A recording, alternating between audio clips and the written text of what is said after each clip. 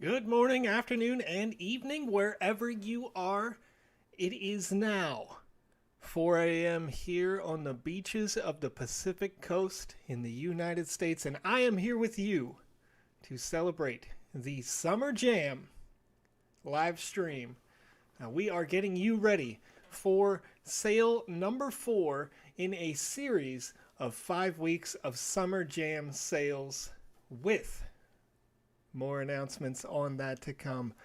All day, today, for the next 2 hours, we're going to be covering tips and tricks for you to help increase your chances of getting land today and have a special feedback for you, with you, ideally. If you are interested, I'm going to ask this question right now. Head over to twitter.com/TheSandboxGame in another tab. We are currently working on giving you the results that you have asked for. In the last many weeks of Summer Jam sales, some users have been talking about how it may be difficult to pick up these lands because they're in such high demand. They've been selling out in 3 minutes, in less than a minute, in just a couple of minutes so far in the last 3 waves. We are hearing your feedback and currently working on a queuing system so that each user has an opportunity to pick up land. So I am starting out today's stream with the request from you, everyone who wants to purchase land, everyone who maybe has purchased land, people who are creators, people who are gamers. If you are watching this stream right now, give us your feedback and tell us what you think would be an ideal queuing system, because we are about a week away from implementing this system so that when this timer hits 0 next week, it would be potentially, based on your feedback, ready to go for a queue so that you could maybe guarantee that, for example, everyone gets one land until they run out, right?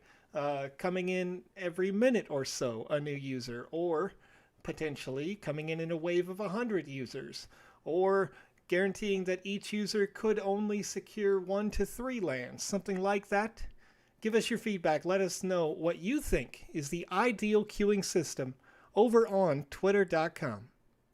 Just tag us at TheSandboxGame with the hashtag TSB. Give us your feedback on that.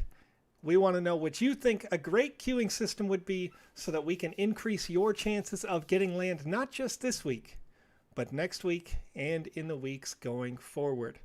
More information on the Summer Jam is coming. Hopefully you all liked the wonderful theme we've created for you today.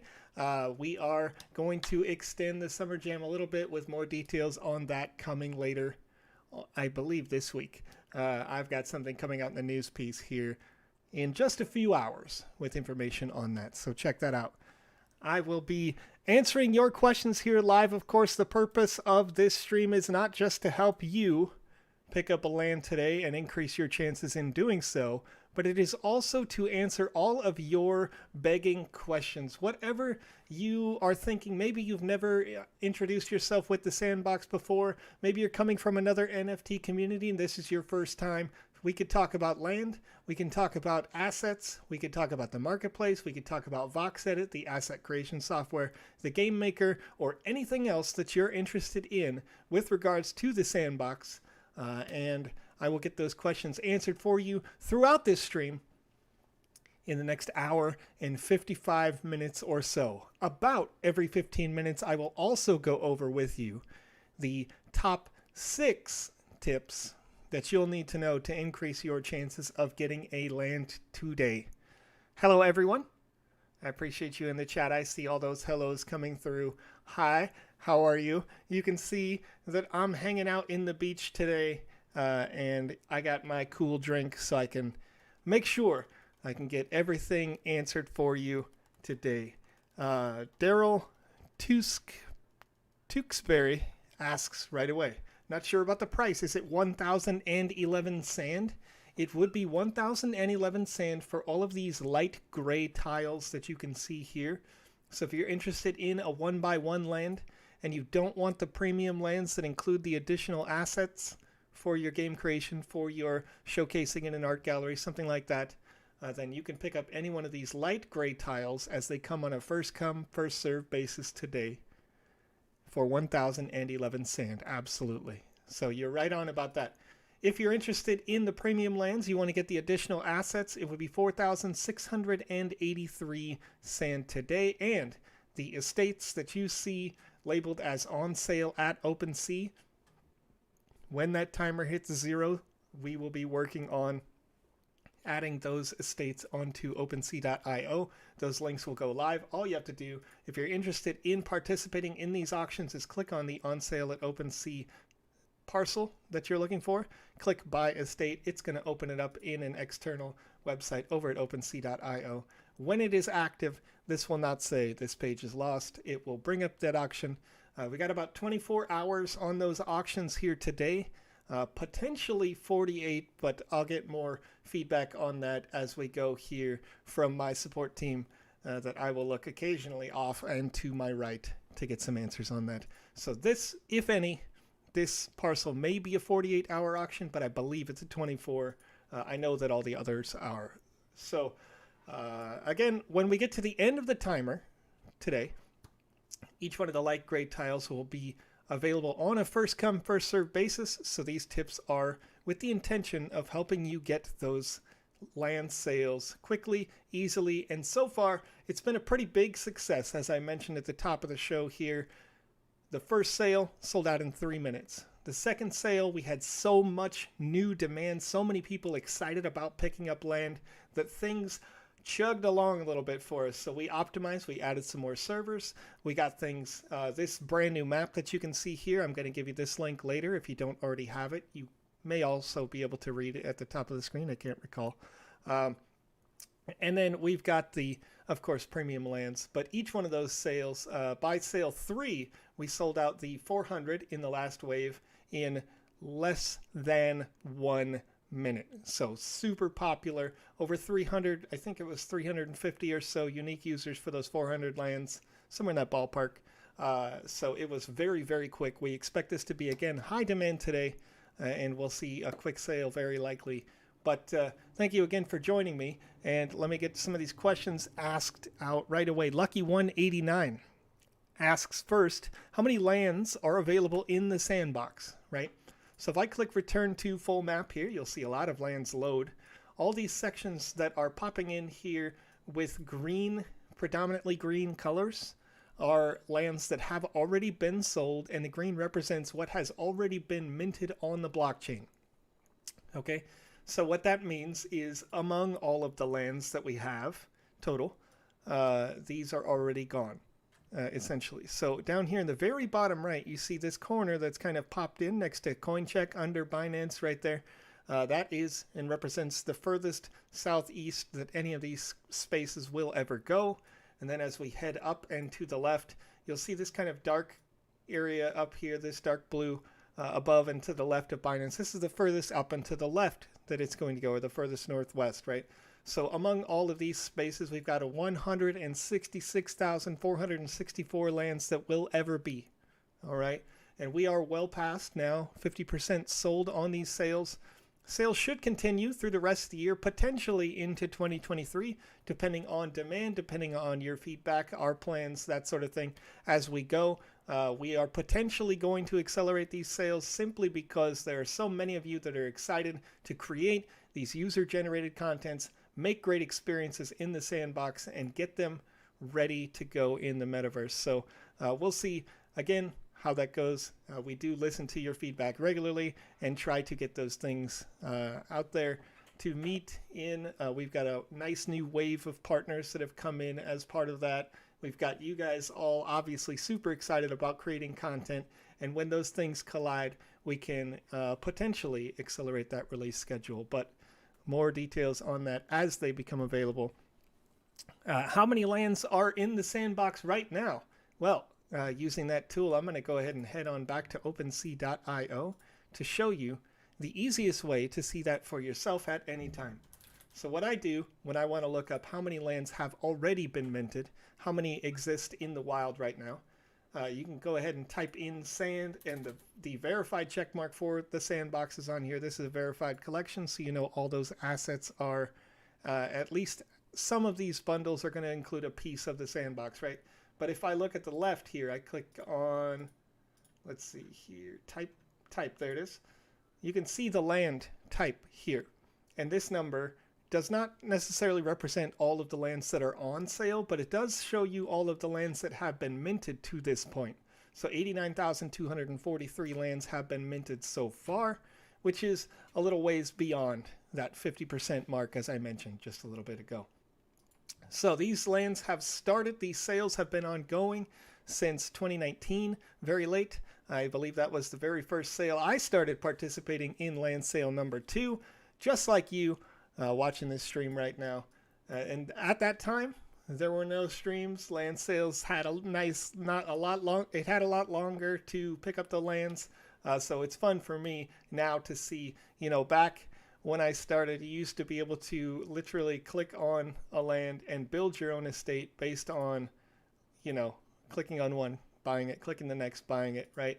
And that's the wave 2 section right here near the 0,0 area of the map. So super exciting to see the growth of the sandbox over the years, to see the acceleration of these land sales and the excitement of the community, the new people who are developing content, who are developing art and games and working, on social media. Just the excitement is great. I love to see that bubbling up as we go. So let's see. Did you manage? Okay. Venice Gondola asks over on youtube.com, Joseph, did you manage to see already inside the Walking Dead space? So me personally, we have about 200 people in the company working all over the world. Okay. We've got people in France, in Argentina, in Korea, in Japan, in India, obviously in the US, as a few of us are. So I am not hands-on with each and every one of those teams, of course, because I just don't have enough time in the day. We've got a lot going on here, a lot of people working on this content. So the Walking Dead arts, I was able to see a few of those, of course, before most people did see them, but I have not seen the work in progress inside the space. And for me, that's kind of exciting because I know that we've got some great content creators there. Their team, of course, working on that as well. So the 24 by 24 space that it is, one thing that I can say is there's a lot of content that would go inside of that space. And there's still a lot more to be seen, to be announced with regards to each one of our partnerships. I saw a post earlier today, maybe yesterday, from MetaKey, and I retweeted that talked about how they have over 500 lands inside their 24 by 24 space, and they want to work with the community, work with other partners inside these NFT brands that you'll see all over, and they want to collaborate on experiences inside their space. So if you're a creator, whether it be art, whether it be content, look out, reach out to some of these creators. You may potentially be able to be involved in the design process with that as things move forward. If you are not familiar with the tools, of course, you can watch us here each and every Wednesday, Saturday, and Monday to learn those tools, get some feedback on your game creations, or learn how to create with VoxEdit. Game Maker for Mac is in progress. We used to use Game Maker for Mac as far back as 0.3.5. We're currently on 0.6.5. But in order to meet the demands of the community, the feature requests and that sort of thing, we specialize the team on the Windows version, and we are bringing back Mac. We have a team working on that right now. But again, they are kind of playing catch up, as it's been since 0.3.5 since they've done it. So maybe a little while before that releases, but we're looking forward to seeing it. Okay, Jake. The blacked out spaces, Jake over on YouTube asks, are all the blacked out spaces reserved for Sandbox projects, or is it the Void and they just added the Walking Dead in there? So all of these kind of blacked out spaces, as you mentioned, these kind of almost like purplish dark spaces, this is non-dedicated space to this point, right?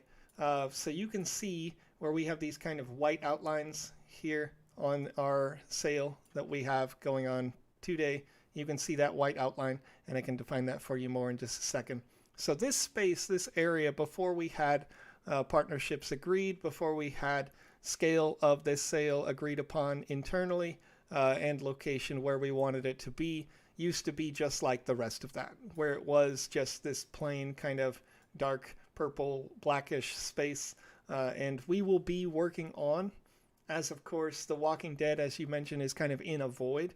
Eventually there will be a sale that involves The Walking Dead area, and probably in a familiar format, either something like what we've done here where we have it in multi-week, or in a larger event sale as we have in the past. But rest assured that all of the space that has the small tiles when you scroll in here is part of a land sale. But when that happens, well, that has to do with some, again, based on partnerships and that sort of thing as we go forward. So look forward, of course, to more announcements as we go. So now, as I mentioned at the top of the show, we will be talking about 6 steps every 15 minutes or so, 6 steps that you can do to help increase your chances of picking up a land today. The first step being, of course, if you look in the top right, inside your web browser, you would have an amount of sand, okay? You can see here on this web browser, on this PC that I'm showing you, I have a wallet. This is not the same wallet, of course, as my account typically has. I have 0.00 sand. I know that I will need some sand in order to pick up a land today, whether it be the 1x1 land for 1,011 sand, or if it's the premium lands, which include additional NFTs for use inside the Sandbox Game Maker, for showcase in an art showcase, for showcase in a game, or potentially just for collecting and sharing and trading, that sort of thing. We have those premium lands are available for 4,683 sand. There will be 840 standard lands today, 280 premium lands available for sale today. So if you're interested, remember, of course, that you will have to have enough sand for each potential purchase that you make today. Okay? Step number 2 is to have enough Ethereum as well to process this transaction on the Ethereum mainnet blockchain. Okay?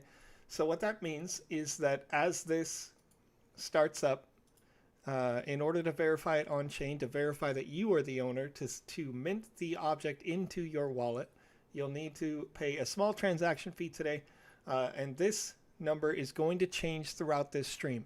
You can actually see about every 10 seconds over on etherscan.io, there is a median gas price that updates, okay? And it reflects the last 1,000 blocks. It'll update for you every 10 seconds if you want to keep this up. But the average complexity of our smart contract is about the same as a Uniswap swap, which is why I like this page, because it's pretty clear for me what gas fee I may have to pay for each transaction here today. Okay, so right now, if it's exactly the same 2 hours from now, it's about $11.49 for an average transaction that would process on the blockchain in about 3 minutes, 33 seconds. Okay, so just keep that in mind, that you will need to have sand. You will need to have ETH, of course. Gas is relatively low. We've seen in previous sales as high as 200, 300 on the Gawai number there. So you could imagine, $100 or so has been in the past. What I would recommend users do typically is to be around that average, or on the high side of that average if you want your transaction to process when you get to the end of the sale. There have been cases in the past where users have done a low speed transaction, and you could see right there it says 11 minutes 19 seconds, but if a bunch of people process a high speed transaction at the same time you're doing a low speed transaction, this timer could go way up, and then your transaction could potentially time out. We do have a booking system here today for you, which means that the first user to click on a space and a button will pop up here in the bottom right. There will be a buy it. Okay, that means that if you're the first user to click it and click the buy button, then you book it or reserve it for yourself for about an hour to process this transaction. Okay, if you were to choose a really low GUI or gas rate here today, you could potentially have this transaction take longer than that timeout period, and then it would unlock and somebody else would have an opportunity to come in and pay a high gas fee. If their transaction processed first on the blockchain, they would end up with that purchase. So keep that in mind, that I would recommend to use an average to high side gas fee rate if you're given the choice inside of your wallet application today. Let me go ahead and pull up the remaining steps. I always keep these in a file, but I was working on this theme, making it shiny for you guys here today. So let's see what I got. Okay, step number 3, of course. Of course, you must be logged in today in order to purchase some sand. So our website is designed in such a way where we don't hold your sand, we don't hold your ETH. It's all inside your wallet, which means that you'll need to be logged into the website at TheSandboxGame in order for the website to be able to see how much sand you have, to access that sand and pull it into the sale, right? So how do you check for that? Well, you can go down to the bottom left where it says me, click on this, and if it doesn't ask you to log in, you're good to go right away. So you can see that it knows who I am. I'm logged in, we're good to go. Now I can go back to the map. I'm on the sale map right away. And that is, we're ready to go in that regard.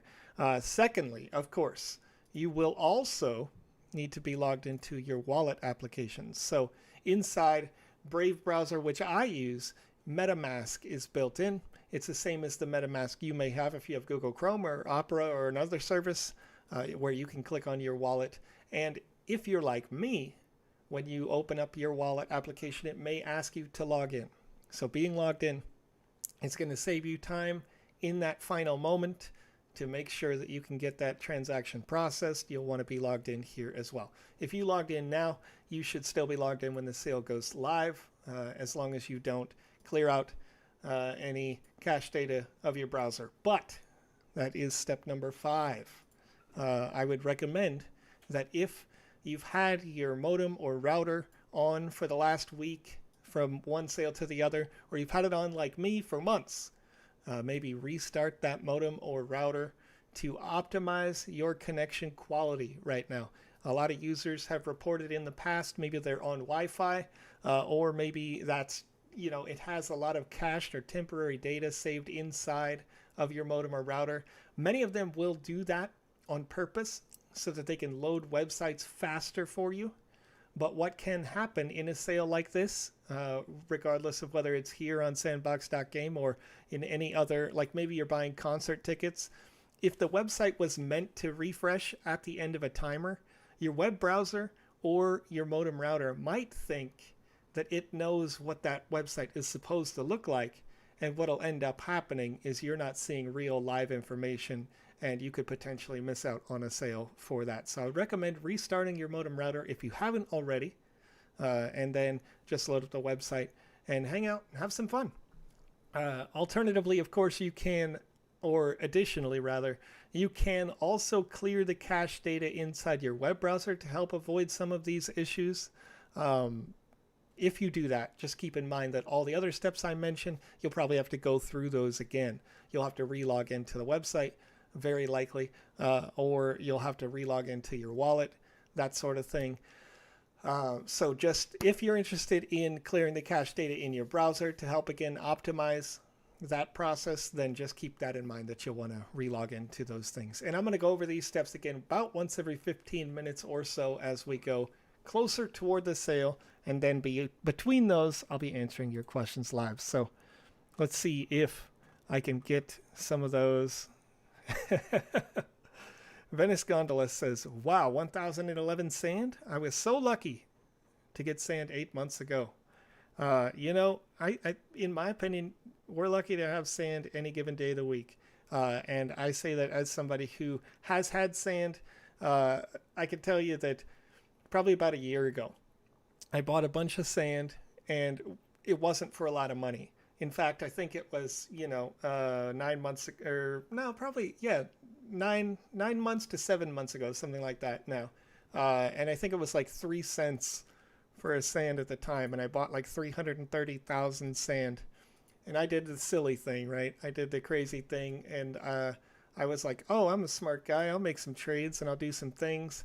I'll tell you what, I sure wish I had that sand right now, folks. Today, sand for a single token, 62.3991 cents currently on the market at average. If you don't have sand right now and you're looking to pick up some sand, I find the easiest way to find where a marketplace is that has sand to verify that it's the authentic and real deal. I like to use CoinGecko.com.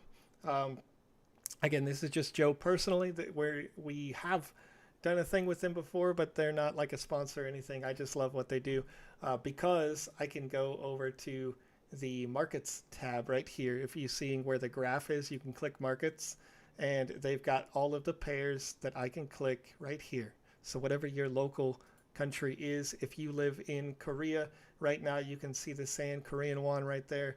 You can see Sand USD token, Sand BTC. We got Sand ETH trade over on Uniswap. If you don't use a centralized exchange, you can do that. And all you have to do is click on these. And it's going to take you over to the page where you can make your buy order potentially after you've logged in and that sort of thing. So if you do need sand today, just keep that in mind, that it's super easy to find where to purchase them in your local country. I know in the US, some of these exchanges aren't available to me. Specifically in my state, I can't actually use Binance.com. Even though I love them, I would actually really be very excited to be able to use them. I can't. So if you're like me, you can, of course, find the way to purchase sand. There are dozens of different options on this list from, again, all sorts of different localizations in different exchange types as well.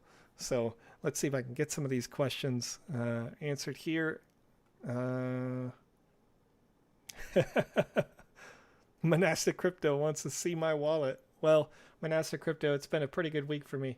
Let's put it that way. It's been a real good week in the blockchain gaming sector, as I am heavily vested, of course, in that sector. I love what we're doing here. I love what our partners, our friends all around are doing in the blockchain gaming sector. And I'm always looking for that new thing. I know, if you've been in this week, you've probably seen that we're doing pretty well. Axie's doing fantastically well this week. A lot of other crypto kind of gaming communities. I think there was one called Wild that was super cool, but it's in its infancy. I found one, Star Atlas. Shout out to them. Congratulations. Things have been going well for them, and they're just getting started. So it's an exciting time to be in the crypto gaming community, and I'm loving that the Sandbox can be here leading the way. Jai Turner says, hey, Joseph, you probably haven't seen me around for a while, but I've been busy building a company within the blockchain space. Okay. We're looking at expanding by building a world within the Sand metaverse. How do your partners typically approach you for these deals? Well, there's contact information, of course, right here inside the website. So feel free to reach out via email. And the traditional contact goes straight to the top and then gets down to what Seb will do all throughout his day is send those emails around to each department wherever they are relevant. I frequently take your support questions, and that's why I'm here with you today, of course, to help you take care of your sales today. But I'll get those through. Jai Turner says, Sub told me to reach out when we're ready. Just wanted to get an idea of what's typically involved. Yeah, you'll end up with likely a project manager over the Game Maker Fund or something similar to that. People that can get you in touch with not just partnerships, but also possibly developing the land, any potential NFTs that may be involved. As you've seen in this process, we have a series of fantastic partners. ZenFT today, they're one of our partners, Ethlings, MetaKey, and you can see the NFTs related to some of these partnerships, the DJ Blondish Peacock, McDowell, Motodao, Zedrun, Skeleton, MetaKey Bot, So you've seen those partners would potentially authorize the creation of an NFT and then the style at the end of the day. What does it look like? Do they like it? And that gets done that way. So that's kind of how that goes. If you are somebody who's watching right now that has an up and coming company potentially or a long standing company, just keep in mind you can always reach out and we will get back to you fairly shortly. Hello, Panda Pops. I see you in the chat. Love Panda Pops. You can visit us, of course, on Mondays.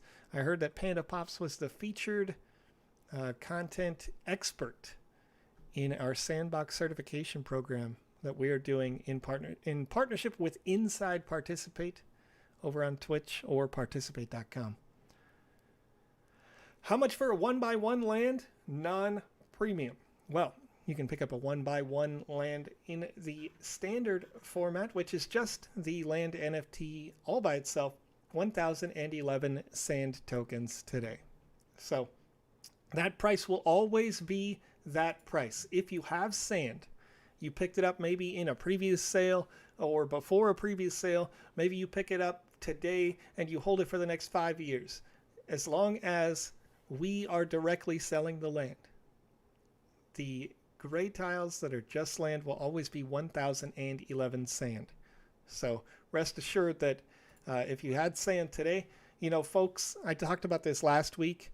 Last week, the price of sand had gone from something in the ballpark of like 25 to 45 cents, something like that. This week, it's gone from like 45 to 60, 65, somewhere in that range, right? The fact is, if you bought sand today and you don't pick up the land, just hold on to it, right? We'll have next week's sale. And when I click return to full map, you can see the space that'll be available for next week's sale right here. So lots of lands still available in the summer sale, and we will have an announcement on a extension of the summer sale coming out soon. So let's I'm going to click on map again. Step number 5, I didn't mention step number 6 because it looks like we've automated that step for you. If you do click on map, you're automatically getting into the link that I talked about last week, by the way, which is the sale-map link. If I click return to full map, if you want to see this full map, of course, you can click that button, or in the URL, you can just have your local language /map, and you'll go here. So let's see. DJ Pollywood says, I snagged 3 bonsais from ZenFT. Well, congratulations. You will have yourself, they were doing some kind of a giveaway, and I'm going to look at that here. I know that, let's see if I can get ZenFT pulled up.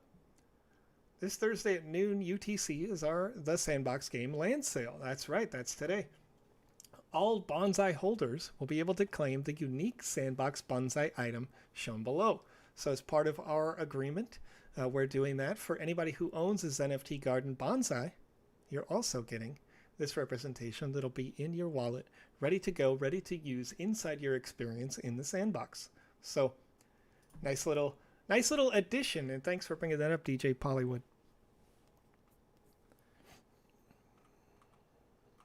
All right, let's see. Looks like that's the end of the questions for now. So again, folks, if you do have questions, make sure that you are asking them here in the chat. I can address those. And I'm going to take a little sip of my summertime water, which is actually just sparkling water. And we'll go over those 5 steps you'll need to know again here today to pick up land in the Summer Jam Wave 4 sale event. Step 1, of course, is to have some sand tokens in your wallet. If you don't already, you can always pick them up. Again, I recommend going over to coingecko.com where you can easily type in sand in the search function. Easily if you type it correctly, right? But you type sand, you can click on the sandbox there. You can see, if you click markets right above this graph, you can see all of the available markets where you could pick up sand if you don't have enough. If you're expecting to pick up a land today, a standard 1x1 is 1,011 sand. A premium land that includes the land token and the additional NFTs from our partners here today. That one is 4,683 sand, as you can see here on the screen. There's 840 standard lands here today, 280 premium lands. We've also got some estates that will go up on auction. Estate small, there are 5 of those on offer, 2 medium estates and 1 large estate. Each one of those, I did get it confirmed, and thank you, Mike, for that, that each one of those auctions will last for 24 hours, and the auctions will open just after the timer hits 0. It'll take just a few minutes for us to get those set up on the auctions, so don't worry. All you'll have to do is click on the auction and click Buy Estate. It's going to take you out to OpenSea.io, where they, as a partner, help us with those auction events. So you have enough sand in your account. What's next? Well, you'll also need to have some Ethereum. These transactions will process on the Ethereum blockchain, and so that means that there is some transaction fee of sorts in gas in order to have that work handled, or that transaction process. The complexity of our smart contract, so that you don't need a middleman, it'll just be a transaction you start and it sees the sand and transfers you the asset. The complexity is the same roughly as a Uniswap swap, so your fees will be very similar to this today. Currently it looks like it's a little bit down from just a couple of minutes ago, but this can go any direction over the next hour and a half or so. Hopefully it'll go down a little bit, because we always love to see lower on-chain transaction fees, but this is pretty low already at just 29 Gwei in this moment. About $12.84 or $12.64 for an average transaction that could process in just 30 seconds. Looks like if I refresh, it's now 4 minutes and 30 seconds for an average transaction. But regardless, $11.11. So you can see how that can vary moment to moment. Even as I'm just talking about it live here, that is changing. So you can always keep track of this as well by going to etherscan.io. It's my favorite tool. I click on this little section right here in the middle that says median gas price, and it gives me this nice table that tells me the low, the average, the high, about how long each transaction is going to process. When you get the prompt to process a transaction, it's going to be pretty clear about this fee as well. But this is just to help you get that ETH if you don't have enough inside the same wallet that you have sand in. You can pick that up over the next hour and a half or so. Just make sure you have it before the sale hits 0.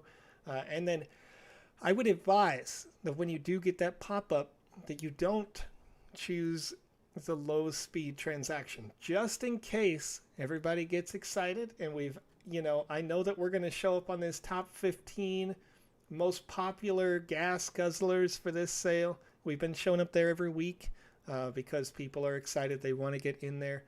So I would say don't go on the low side, just in case the average goes up and the high goes up and the low starts to take a long time. Right now, a low-speed transaction would take 16 minutes. But if there's a pile of average and high-speed transactions, those will take priority, which can push back low-speed transactions even longer. We're going to have about an hour or so for your booking to maintain booked for you, okay? So you want to process that transaction before the hour, and you run the risk of potentially having this time take longer than an hour if people get excited and the gas rates go up in any of these platforms, right? If Axie did something super hype happened right now on Axie, potentially gas fees could go up because, a new group of people gets excited about their products. So there's any number of reasons why that could happen. So again, I just recommend going with average or high today for your transaction with regards to that. And then, of course, you'll want to make sure that you are logged into the website here at Sandbox.game. I've seen users run into this. I've run into this myself where I thought I was already logged in. Just click on the Me section down here in the bottom left to make sure you're signed into the website. And then if you are, you're good to go.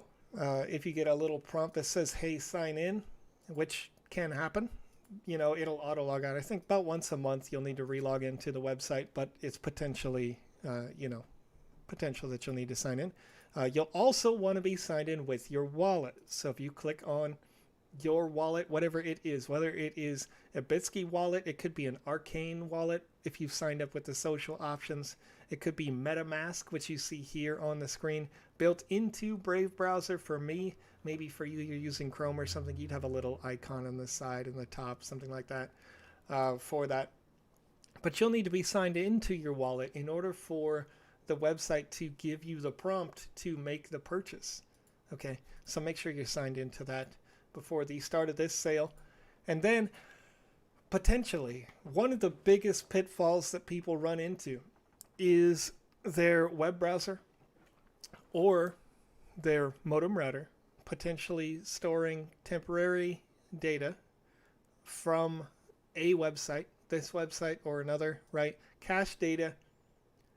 And this is done typically so that your websites can refresh faster. You know, if I push F5 right now and I reload this website, it's going to load those images that you see based on stored information that's already in the computer. But when the images unlock, when they're meant to change, when somebody purchases this land and it's meant to change that data, my web browser will potentially have stored the data and think, I already know what, you know, is supposed to be there. The web browser will think that it already knows better, but potentially somebody would have booked this. Okay, so if you clear that temporary data now, then check and again go through all these steps, make sure you're logged in, make sure your wallet's logged in, that sort of thing. You can be sure that you're getting a fresh load when this timer hits 0.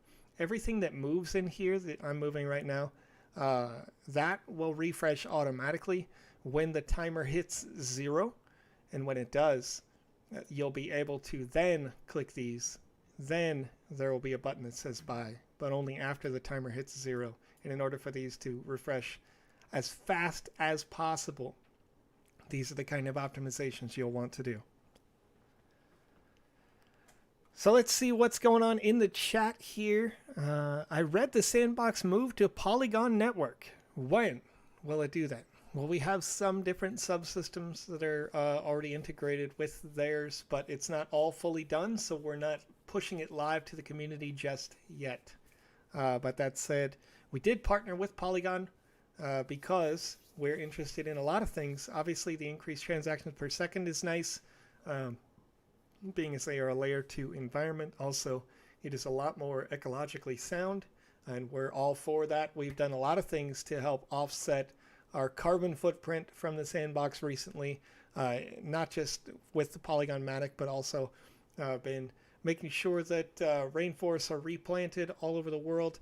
A bunch of other programs, and you can check out more on that over on our Medium for more information on that. I think we published that article close to about a month ago now, something like that. So really good news there. Any news on the exchange that will be used on Matic? Well, typically, we're, at least from my understanding, we're looking to have direct integration on Exchange so that the portal for Matic ideally will be inside of ours. However, those things change day to day, depending on a lot of different factors. So I'm going to, caveat that may not be the case. It may be done through like a pop out, something like that, where it'll actually load Polygon Matic site directly. But we'll see. Again, we want to have the most smooth process possible, but it is still a work in progress, so I can't really nail anything and say this is exactly how it's going to be. And that's why you haven't seen those articles come out or that information come out saying this is how it would be, because we're going to make sure that it works well before really going out there and saying this is how it will be. Let's see here. Looks like, can you please explain, Ricky Eagle over on Twitch asks, can you please explain how to select a good land position? Well, Ricky, there are a lot of different factors that go into what some users consider to be a good land position. Obviously, you have some major partners here. We've seen some of those. We've got the NFT, we've got the Ethlings, we've got MetaKey here today. If you are of the mindset that any one of these is a super cool brand and you see it on the map and you think, I want to be near them, or you believe Like I happen to believe this about MetaKey because I saw them already reach out this week, earlier this week, about getting developers to help them develop this land, bringing in other partners and things like that. If you believe that they're going to have a fantastic experience in there, that can also be a major factor. Beyond obvious brand awareness on the map, you've got the potential for a great experience inside these spaces as well. Also, then, to that point, I mentioned this on the stream, you can see user Andy Ritchie in the chat. If you don't know how to use the tools for the Game Maker, I would recommend you follow them. They're streaming every day with tutorials on how to use Game Maker software. They're running contests with giveaways and that sort of thing regularly on favor of the Sandbox, working for the Sandbox. But if you follow Andy, then Andy and user CyberDragon, in sale number 1 of all of these sales, had ended up purchasing land that was right next to each other. And I saw that independently they had like posted on Twitter, and one of them was like, I got this. And I think Andy replied to CyberDragon and said, I have the one right next to you. We're neighbors. And it was my opinion that having land right next to both of them was highly desirable. And I would say, for me personally, knowing that they're both highly skilled developers with our tool, they will very likely have good proximity value, right? So there is some of that, but there's no way for us to kind of tell, of course, because this is going to unlock and you all are going to choose where you want to be independently. You may or may not be able to make that purchase based on demand today, but we'll see what happens. Of course, inside the Sandbox spaces, you've kind of got a similar situation. In the past, I've purchased land that touches the Sandbox for a variety of reasons, but first, these spaces, these larger spaces, are very likely to have either a partner or they are going to have some of the more curated content for sure. You can see if I go back to the full map right now, we've had a team of people, community creators, we've had internal development teams, we've had external development teams working on games and experiences inside the 0-0 space to prepare for the metaverse launch, for the kickoff.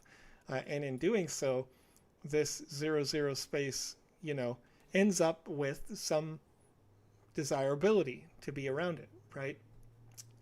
And so if I had the opportunity to pick up a space nearby, that would be really cool, in my opinion. So there's a lot of different things to consider when you're going through this.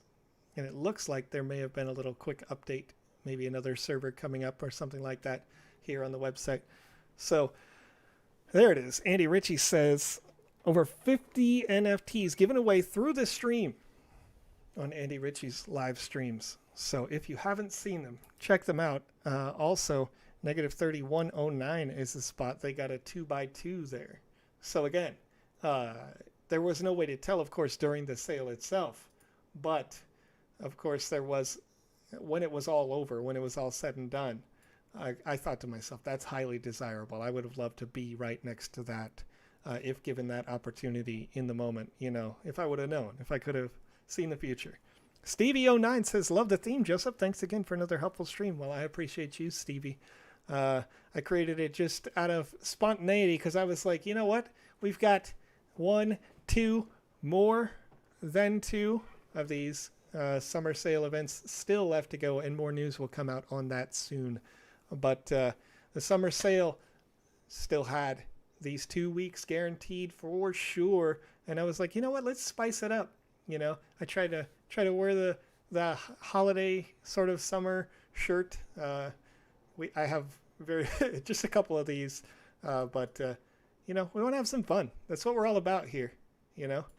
Having fun, making great content, working with you guys. You guys are making great content. I've featured a lot of them on our streams on Wednesdays, on Saturdays. Recently, great games to play. Had some new users coming in who had only developed just 2 different experiences ever. The last one they'd experienced, I played today, it was like a Frogger-esque game. They made it over the course of about 12 hours time. And I played it for a solid 45 minutes before I realized how long I'd been playing today in just this like Frogger-like game.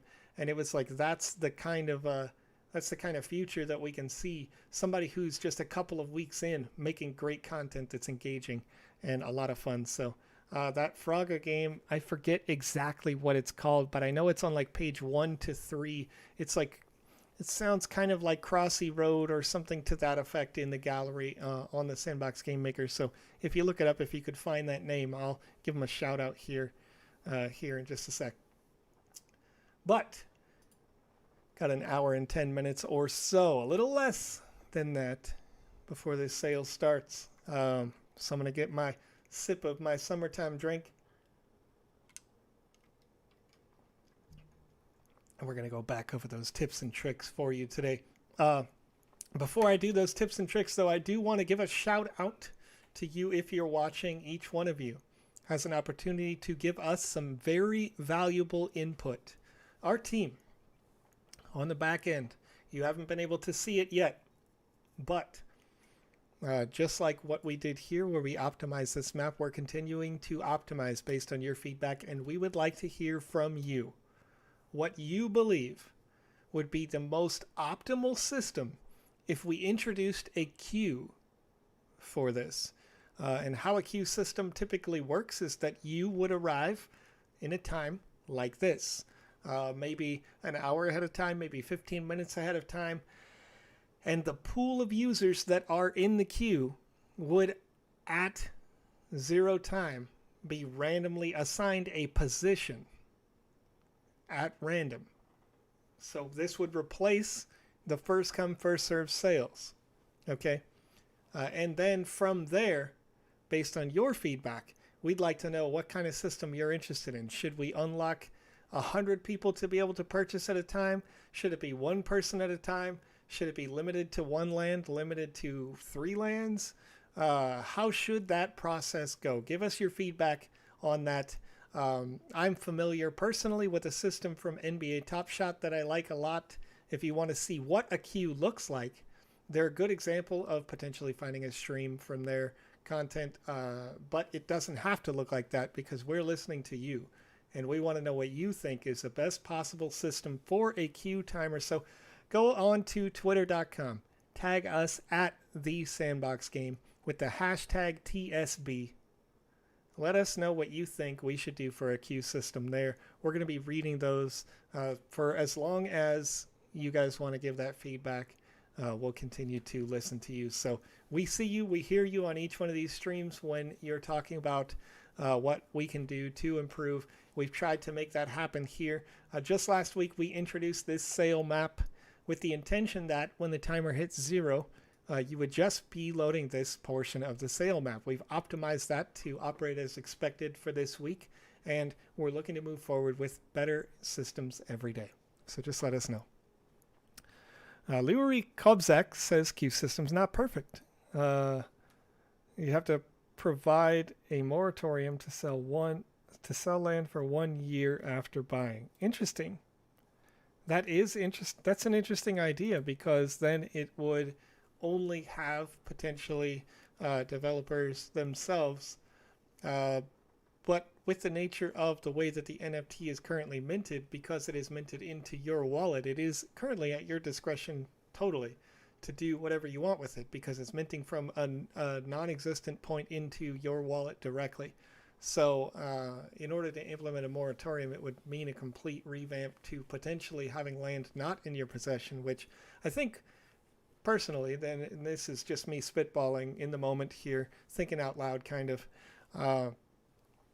doing that, yeah, it could definitely fix the speculative nature, but it also takes a little bit away from the decentralized nature that, we have been principally going for. At the end of the day, we would like to have all of these lands out in the hands of the public, right?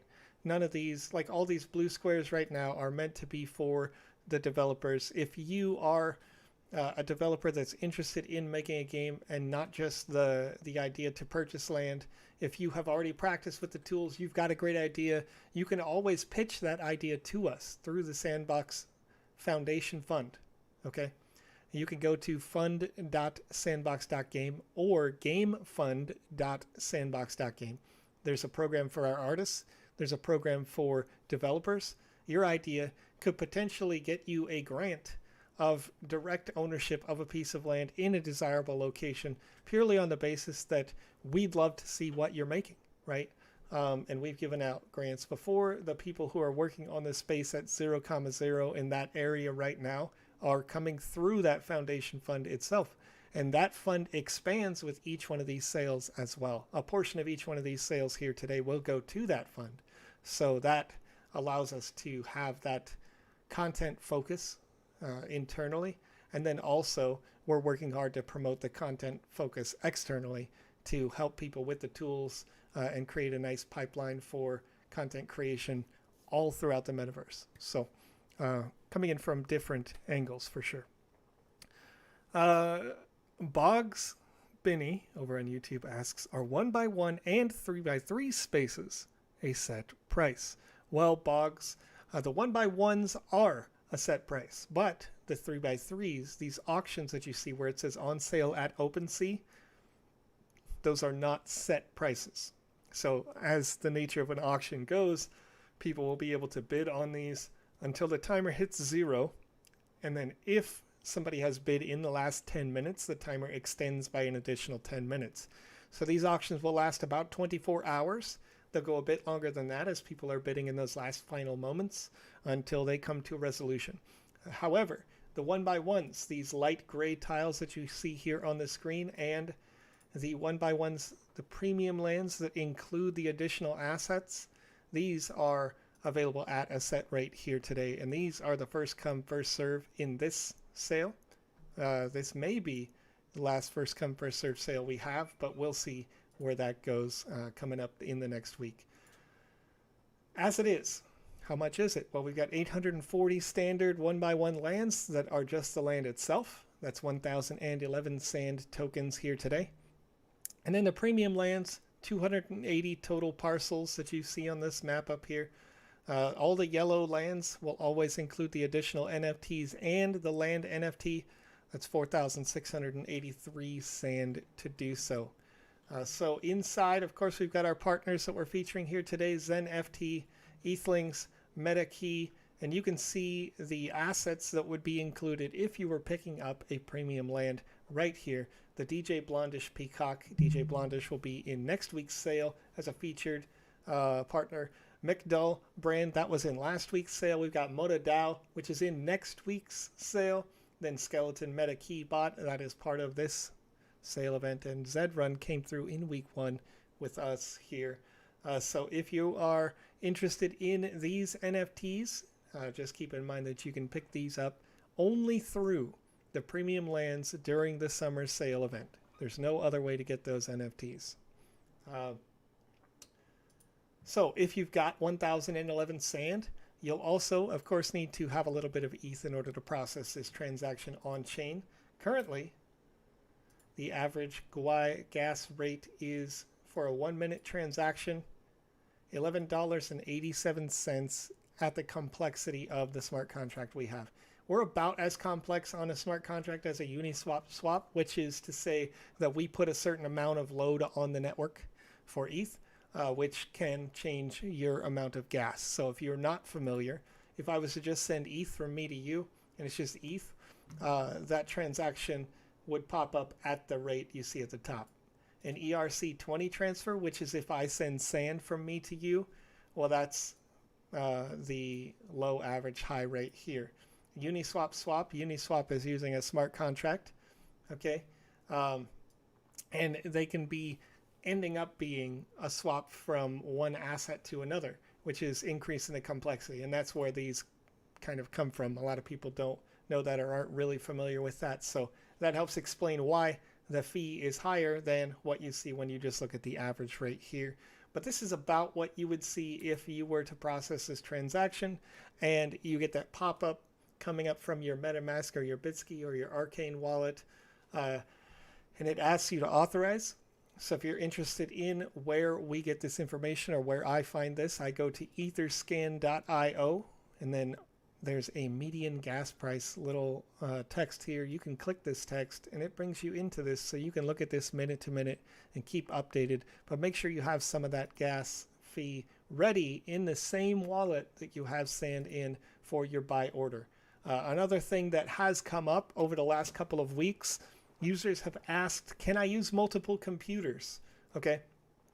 If you do that, personally, I actually don't recommend to do that because I think that would be harder. I actually have two PCs that sit on this desk at the same time, and managing two different mice and like looking back and forth, I don't know that it would really increase my ability to click, right? But also critically, very important. I showcased this on sale number 2, I think. I tried to book a land where my account here, if I click me, you can see your wallet right here. Well, this is not the same wallet that this PC actually uses. Okay, this is the wallet number from that PC over there. And so if I tried to use this wallet, or I go onto the map and I tried to click one of these and I tried to book it, I wouldn't be able to. It wouldn't work. And so it's important to understand that if you are trying to use two PCs, you've got two different TheSandbox accounts. You'd have to have two different wallets and two PCs in order for that to potentially work at all. Otherwise, you'll try to book it and the booking will time out after like a minute because it can't even send the transaction to your wallet properly. So just keep that in mind. Crevasse Studios says, can anyone try my Game Jam experience, Transylvania Fair? Well, I can say that Transylvania Fair was one of my personal favorites. So not only am I reading your question out loud, but I am recommending to users that you go check that out inside of the Sandbox Game Maker Gallery. If you're wondering what you can do, what the potential is with your land here today, check out that experience. It was actually a fantastic game. That particular game was a series of small games, as a fair may be, right? When you go to your county fair, you know, your local outdoor entertainment with roller coasters and that sort of thing. Now this one of course didn't have roller coasters, but there was multiple different quests along the way that were really just, hey, go play all these fun mini games, and each one of them felt unique, nice traditional styles. Some, like, there was a maze that felt like the corn maze you might go, and again, I live in the US, so corn maze is very common here, maybe different anywhere else, but they, you know, if you had large shrubbery and you were trying to go through a maze and you had no idea where you were going, right? So that was really cool. There was like, I think there was like a bowling thing. There was a section where you had to jump on some mystery tiles, and if you didn't jump on the correct tile, then it would just spike you and you'd have to respawn and come back to that space. And so it was a really fun little event. So go check out the Transylvania Fair. Andy Ritchie says they'll be playing it on stream today or tomorrow. So go have a look at that. It's a really fun game. All right, so we've gone over, of course, to have enough sand in your account. We've gone over to have enough ETH in your account. You'll want to also make sure that you're signed in to that account. So as you saw just a second ago, I clicked on the Me button in the bottom left. If you do that, then you can check. It may prompt you to sign in when you click Me, because about once every 30 days, the website will have you signed out automatically. Or if you've recently cleared your cache data, your temporary data in your web browser, then you may have to re-log in. And then beyond that, of course, you'll want to check your wallet as well, whether you're using a Bitsky wallet, an Arcane wallet, or a MetaMask wallet like I do. If you click on wallet, it may prompt you like this to log into that wallet. You'll need to be logged in order for the website to see your sand, see your ETH, access that to process the smart contract. But when you click on one of these and you click the book button that may come up here, or the buy it button in the bottom right, this little blue button will pop in. If you click on that blue button and you're not signed into your wallet, then the website can't send the request at all. And so you won't be able to book it. So you'll need to be signed into your wallet before the sale starts. You got about 55 minutes or so to do that there. Gerard, not yet. Jared Irwin asks, has the queue system been implemented yet? And not yet. It is estimated to be finished before the end of this week, ready for next week's sale. But we did start work on that early last week with our web dev dedicated team. So that should be done pretty soon. Of course, they are going to make sure that it is bug tested and worked out. And we found at the end of last week's sale where we had made this map. If you click on map, you're coming right to this URL now, sale-map. So last week before the sale, about an hour before the sale, the devs had felt like they had this function ready to go. And what ended up happening is when the 0 time hit, all the rest of the map also started to load, but kind of on the fringe. So it worked well to make sure that this part of the map loaded first, but it didn't work as we wanted it to. And what we wanted to try here was that none of the other parts of the map load when the timer hits 0, just the parts that you could potentially buy. Now that we know that works, that kind of offset the idea of having the queue system ready, because we wanted to make sure that this part functioned as we prepare for that queue system. So if you have feedback, of course, if you have suggestions about the queue system, how you would prefer it to be, please hit us up over on Twitter at TheSandboxGame. Send us a message with the hashtag TSB, and then just ask us, hey, you know, or let us know if you want to see a queue system that allows you to buy maybe up to 3 lands, or a queue system that unlocks 100 people at a time, or a queue system that unlocks just 1 person at a time. Just let us know what you think. Typically, a queue system like that would work where, let's say right now, we're 53 minutes ahead of the sale. You may be on a page that says you're waiting for the queue to start, right? And you'd be in a pool of other users. And then when the timer hits 0, you would be then assigned a number at random. And I like that system a lot. Hopefully you guys like that system as well. This has been based on some feedback from you as users. You've been talking about this for quite a while, wanting to see different kinds of systems put in place. And so this is our hearing you. But again, you can leave your feedback on what you think is the best possible queue system for the Sandbox over on our Twitter. Let us know what you think, how you feel, and we will implement that in the coming week into the system. Well, so the crypto Tengu says, so we have to select the plot through MetaKey, or will the map open up? Crypto Tengu, what you see here on this screen are all of the spaces that will be available when the sale launches, okay? When the timer hits 0, this portion of the screen that you can see, the portion that I'm moving around, will automatically refresh so that you could click on any one of these tiles. And right now, you see how it popped in this object on the right, this little table here popped in. Well, it doesn't have a buy button at the bottom now. When the timer hits 0, if you then click on any one of these spaces, then the pop-in would say potentially buy. If somebody else didn't already book it, then you would get a buy button in that bottom section, okay? So that's going to be how that works when the timer hits 0, and it's applicable for everything inside this, well, everything that you see on the screen now. So when you click map, you'll be on this same sale map, and you'll have an opportunity to pick up any of these individual lands. And then also, when the timer hits 0, all of these that say on sale at OpenSea here, all these estates are available at auction. So you can click on any one of these, click buy estate, and when the timer hits 0, these links are going to start to open up. They're going to start to go live. There's going to be 24 hours to start placing your bids on these auctions. So after you've got any potential lands you want to pick up here, whether they be the premium lands that include the additional assets or the standard 1x1 NFT land, totally up to you. But you can definitely see that as soon as that timer hits 0. Danny Basting says, wasn't the queue system brought up due to the server crash a few weeks back? Since the server upgrades after that, the following waves have been flawless. I'm all for the first come, first serve system. Well, I appreciate that feedback for sure. The queue system has been brought up since essentially the very first time that we did a land sale.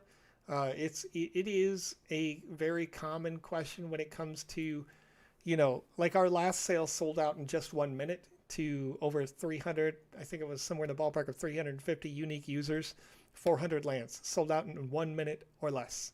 And you could see that when you were watching it live. It was like the color just went boop, done.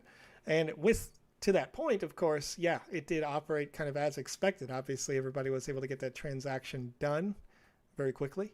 So that was a good thing, right? But that has to do with essentially opening up more servers. And that's not really a problem. Like, we could do that anytime in order to make sure we are meeting demand. But this is more to do with, I think, some users have expressed that, I'll see the comment, how did this person get 8 lands when I could only get 1? Excuse me. And to that point, if we had, we have over 250,000 users that are registered or somewhere thereabouts at this point. And today, the total number of lands that are available is a little over 1,000, right? So if that is the case, where we've got 1,000 lands available and maybe 5,000 people are here on this page right now, then for each one to have one in one regard is definitely a nice and fair system. So it's good for that, in that, it's not a pay to win system or anything like that, which we like. That's been the case so far. We haven't done that. We want to make sure that our sales, for all these 1x1s are just straight priced for you. They're always consistent, always the same price for you. So that's been good. But hopefully you can kind of understand why that's there. But again, we are very much a let's listen to the community sort of mentality. It's always been the case. We're always here for you. So when we do ask about that queue system, it is to get that feedback. If the predominant number of people said we don't want that, then it would be likely that we would either roll that back or not do it to begin with. But so far, a lot of users have reached out saying they want to see it. So we'll probably give it a shot and then see where it goes. All right. So we've got about 48 minutes left here, getting set up.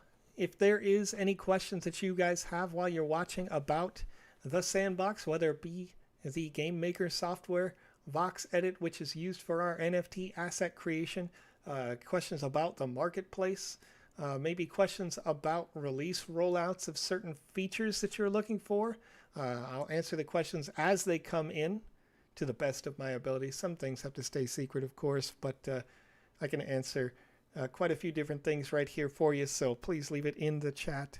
Will we be able to search in the gallery for a game? Leo, I see your questions there. Okay. Hi there again. Leo, I'm sorry that I didn't see this before. Leo says, third try this time. I've wondered whether virus programs and firewall cybersecurity settings are causing delays between clicking on a square and hitting the buy button and refresh. Well, Leo, that wouldn't be the case, I don't believe.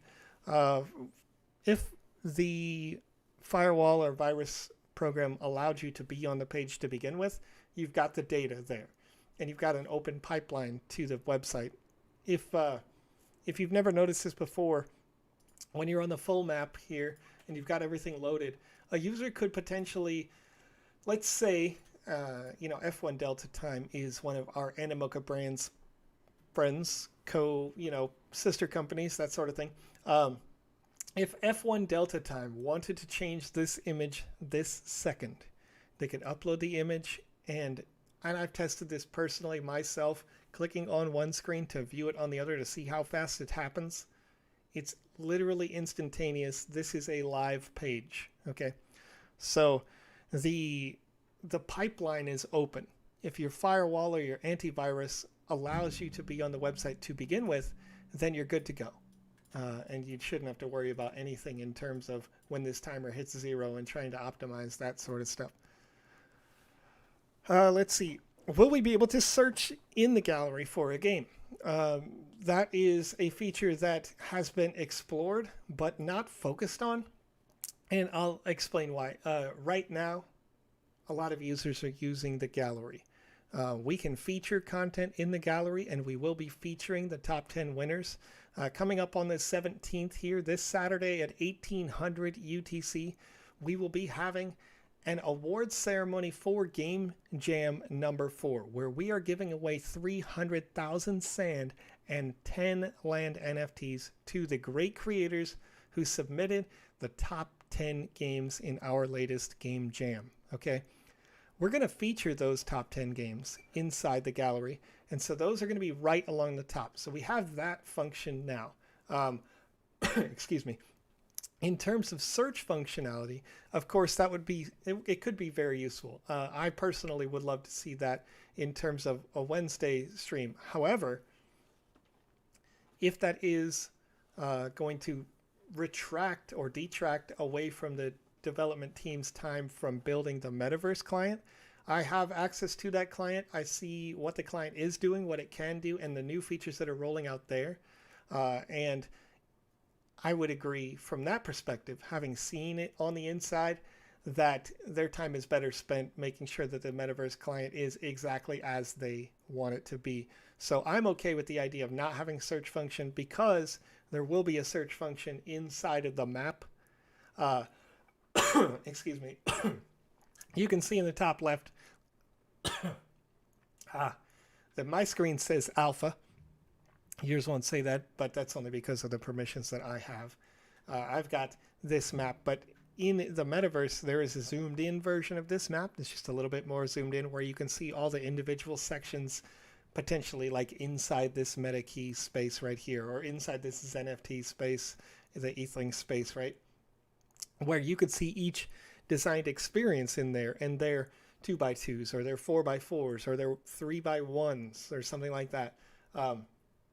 And so searching that is more important, in my opinion. And once the metaverse is live, I think a lot of people will kind of forget about the gallery a little bit, because the gallery's main function is that you, as a game designer, can publish this and then load up your second account, or have your game tester come in and load your experience and see if it plays like you designed it. Because what can happen sometimes is you'll make a great game experience, it'll work perfectly for you as a developer, and then you load it on a user account and something happens. And this happens regardless of what platform you build on, or how good or large your development team is.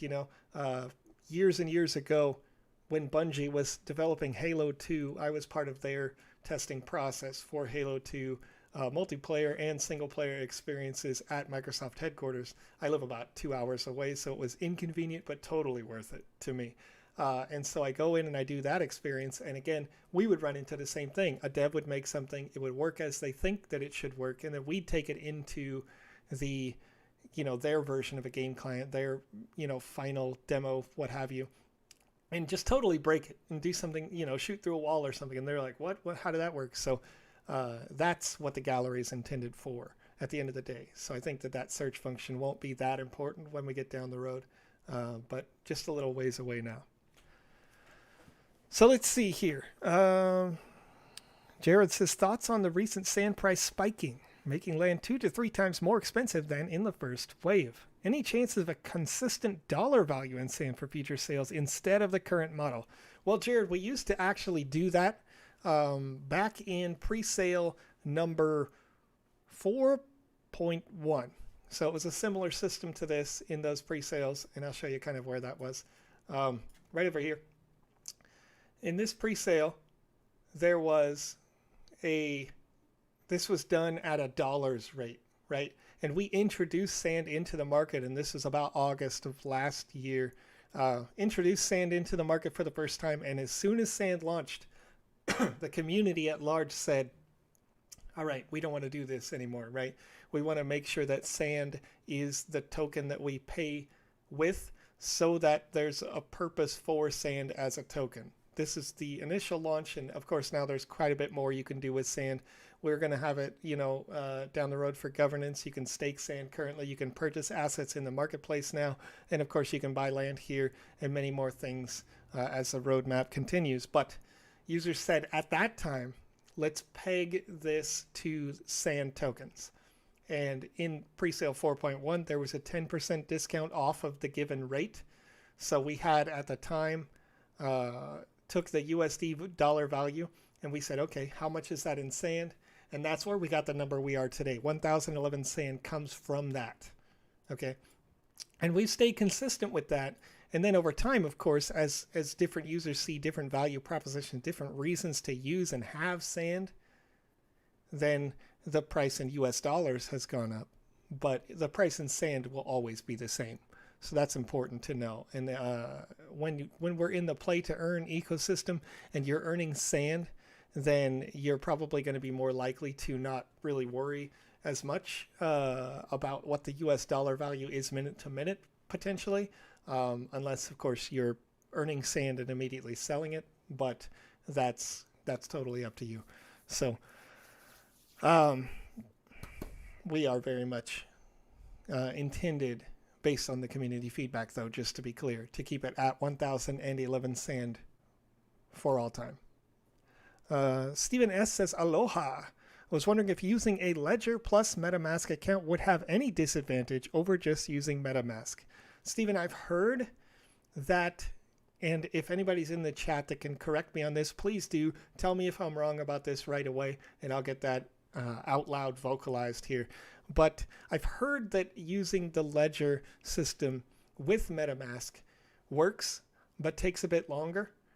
So, you know, in a situation like this where it's first come, first serve, that may be disadvantageous. However, if we get into a system where we're doing a queue, I think that would work just fine. Shouldn't be an issue. But just keep in mind this, that when you do book a land, if you were to click on this one and you click the button to book it, from that point, you've got about an hour to process the transaction on the blockchain and get it done. If it doesn't happen within the hour, your booking will unlock and somebody else can book it, can buy it, okay? So just keep that in mind. Metaguy says, can you have multiple users set up with building rights on a single parcel, or only the owner of the NFT? Meta currently, just the owner can build on it. However, as part of the rental system, as part of that updates in the future, we want to be able to have an authorized team at your discretion allowed to build in and on your space with the Game Maker tool. But that's going to mean a couple of different infrastructure things. First of all, you'd have to have like cloud-based saving for your files. Secondly, you would have to have on the dashboard your ability to go into Me, click on a land and say, for this land, I want this team to be able to build on it. So, and then of course, some other things along the way.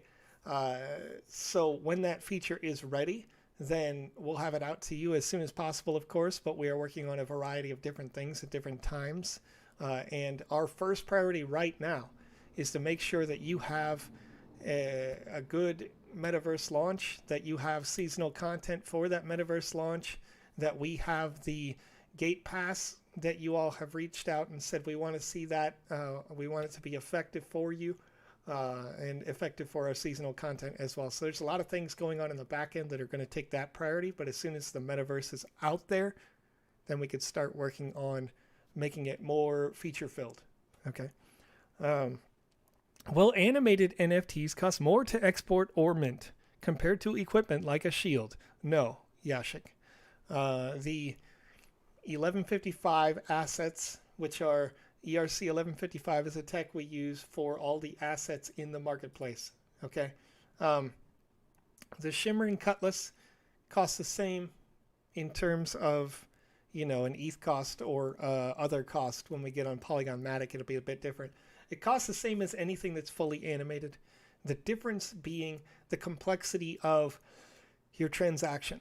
So it's slightly more, from my understanding, and I could be wrong about this, but it's slightly more for a legendary than it is for a common or a rare or an uncommon asset to be minted. Epic, you know, what have you, those rarities. So just keep that in mind. Otherwise, though, you could animate it. It could be a static asset. It could just be an art piece. It's roughly all the same. It's just about the complexity of that smart contract. That's what make your fees go up. And that's based on determination of like how much of the block gets filled up with your idea on the Ethereum blockchain. Okay. And that's, again, currently. When it's on Polygon Matic, that's going to be even more negligible of a difference because there is more room on Polygon Matic than on the ETH mainnet in terms of like room for blocks to process and how many transactions per second can be done, that sort of thing. So hopefully that answers that question for you. Okay, Alpha Perry says, relating with the previous question, does one need to click the land and click buy faster? Oh, okay. Or go through the entire transaction faster. So as it is, the only timeout process is going to happen on the book. So when you click on a land and you click book, that's when your little timer starts. Okay. You've got about an hour to process that transaction. And as it stands now, when I refresh this page, a low speed transaction on the ETH mainnet, which I don't recommend you do, takes about 9 minutes and 13 seconds. So if you process a transaction at 32 Gwei right now, then your gas fee would be $12.21 for the complexity of our smart contract, roughly. And it would take about 10 minutes or so to process. Okay. If you did an average or a high-speed transaction, your fee goes up a little bit, but you can be fairly certain that it will finish within the hour because right now the average speed is taking 30 seconds. High speed is taking less than 30 seconds to do. So you can be sure, obviously, that those are going to complete on time. Personally, I would recommend that you use an average or high-speed transaction and not go with low, only because when this goes live, I know that we're going to add to the fees last 3 hours. We're going to be on this top gas guzzler right away. We've been here every week where we've been in that top like 10 to 15 range somewhere just for the Sandbox sand token. So if that happens, there's a potential that a lot of people do high-speed transactions or average speed transactions, and then your low speed gets an even lower priority than this 10-minute timer, right? So that can come up when we go live. So just keep that in mind. Otherwise you're good to go. You'll want to make sure you have sand in your account, of course. So check that now. You've got about 30 minutes left to do that. And then you've got the ETH in your account, as we mentioned about that gas fee. Make sure you click on me on the bottom left so that you can check to be sure you're signed in. If you're not, it might prompt you right away. And I'm going to edit my avatar live just so you guys can see that. Because I have, where was it? I can't remember what avatar I used in the metaverse there. But we've got a lot of, it looks like there's a lot of load on the website. Maybe I shouldn't do that. I'll make it load too much for you guys. I know I'm just one person, but for each time that I do that, I'm going to add some undue burden on you, and I don't want to do that. I want to make sure that everything goes very smoothly for you. So I'll probably edit that before the end of the week, though. I had a user this week. I just want to send a special shout out and thank you to the user who created this. And I'm going to be uploading it soon, but they created a likeness for me. I never had an asset or a voxel-based personality of myself. You can see those from Sebastian, from Alex. I know Panda Pops made one live on stream.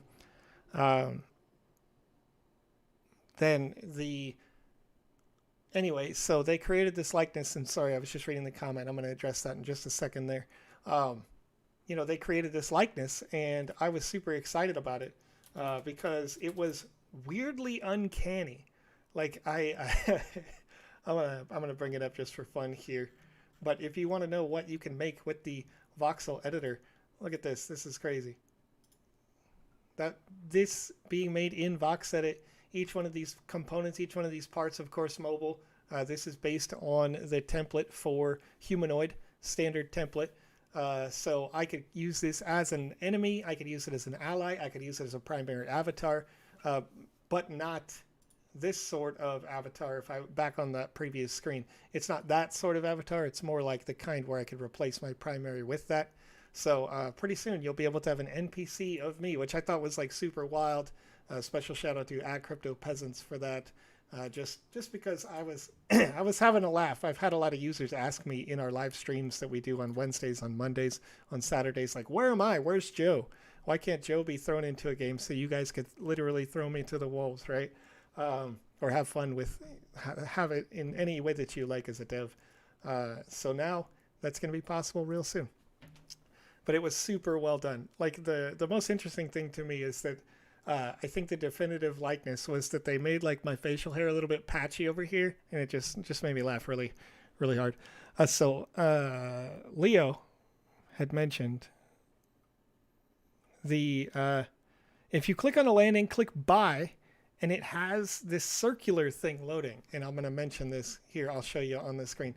Right up here in the top right by location, on the top right, when you click on these lands, if for any reason you see a spinning dial here, it means that the data that this table on the right is actually loading may not be accurate in that moment. Okay. And so Leo's comment is it's likely someone else clicked on it, so click on another land and buy. That's not necessarily true, but just keep in mind that if you click on it and it has a little loading wheel, that you, like, I would not immediately click buy on that. You know, if we're like 30 seconds, a minute into the sale and you see that loading wheel, it may already be booked, and maybe your web browser's not showing you the most relevant data yet. So you might see, you know, a minute, 2 minutes, 3 minutes into the sale that something over here that's a premium land is still open, like this one. And then you click on it. If it still loads in the top right, then just wait for that loading circle to go away.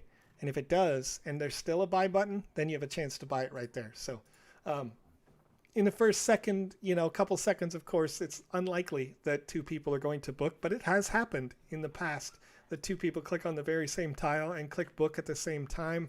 If that happens, then there's a possibility that your transaction on the ETH chain may say this has failed. It has already been minted, but this in these first come first served sales, this is kind of unavoidable, because you have, you know, it's as fast as you can click. And if you and another user click this tile at the same time and you click book at the same time, there's no way for our server to send each one of you like, hey, somebody else clicked it at the same time. The server will get the question and respond with the pop-up for your MetaMask, and you guys could both potentially try to do it. So just keep in mind that little things like that could happen. And that's part of why we're exploring this idea of doing a queue system that should be ready by next week. So we'll see how that is. Can you send the link for the sale page, Joe? Sure. Let's see if I can get that for you. It should just take a sec. I'm going to go on this web browser to Sandbox.game. I'm going to click map, and right away it is there. So there you go. In the chat, the link to the sale map is there. So if you're not already on it, there you are. And Leo, I agree. It does sell out in seconds. So far in these sales for the summer sale event, it has been hotter than ever. It's been hot, hot, hot in these sale events, and they have. The first sale sold out in 3 seconds. The second sale had so much demand that we had to open up new servers for our new users that had joined in the week between the first and second sale. The third sale, with the new servers up, sold out in less than 1 second, minute, less than a minute. It was like 3 minutes for the first sale. I said 3 seconds, I think.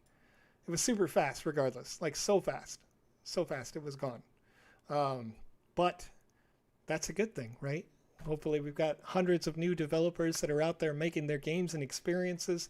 If you have recently purchased land and you are looking for games or experience developers, I would recommend. I was in a call earlier this week with the Yield Guild Games, and they're one of our partners from earlier on in one of these sales. They've got a bunch of people who are super excited at the idea, especially recently out of the Philippines. We've seen lots of community pop up that have been like excited to be able to play and create games, create great art, and get paid to do that in the gaming community, all because of this blockchain crypto revolution that we're kind of having pop up here. So if you're interested in finding people that can create the games for your lands, Maybe you're not a creator, maybe you're not an artist, or you don't have the time or don't want to do that, but you want to have a land, you want to have an experience. Reach out to them. Yield Guild Games has thousands of people right now. And again, we're exploring that with them as a partner, among others, to help curate and create great content for those people who are looking for artists and creators. Alpha Perry says, are there going to be systems against bots at some point? Well, Alpha Perry, as it is, there's still not really evidence that we have bots. As far as I've seen, in the last sale, right, we had 400 unique lands and it sold out in seconds. But among those 400 unique lands, there was over 350 something unique users who bought them. So, a handful of people. A very small fraction of people were able to click and buy 2 lands. Or, you know what I mean? Everybody else essentially got one and then it was gone so fast. So there's no evidence that we need, kind of like a pop-up that says fill in this CAPTCHA or something like that at this time. It's been very, the demand has been met very quickly. That said, starting, in the next week when we have the system where you're in a queue and that sort of thing, maybe that becomes something that we have to address. But again, we're going to be listening to you and working on it day to day, week to week, constantly adapting, evolving, and creating the best possible purchase experience for you each and every week. So Leo says, another thing to consider is that I'm in Australia, so my click may take longer to someone who's in the same country. If so, you need to have separate regional sales. Well, we use Cloudflare Content Development Network, as far as I'm aware, which has servers in the Asia Pacific region, as well as, of course, servers in the US, in Europe. It may not be Cloudflare, though. We may use Amazon Web Services. I forget exactly off the top of my head. But regardless, I know that we have servers in your region, and they are all cross-synced. So you should have fine in terms of like connectivity speed. Where the real bottleneck is typically from your local internet service provider to your computer. I know that, in my area of my country, I have gig service for, download rate, and my upload rate is only like 50 megs a second. But if I drive 25 miles down the road, they can't get 10 megabits per second because they're more rural than I am. So each individual user, that's more likely the deepest bottleneck there.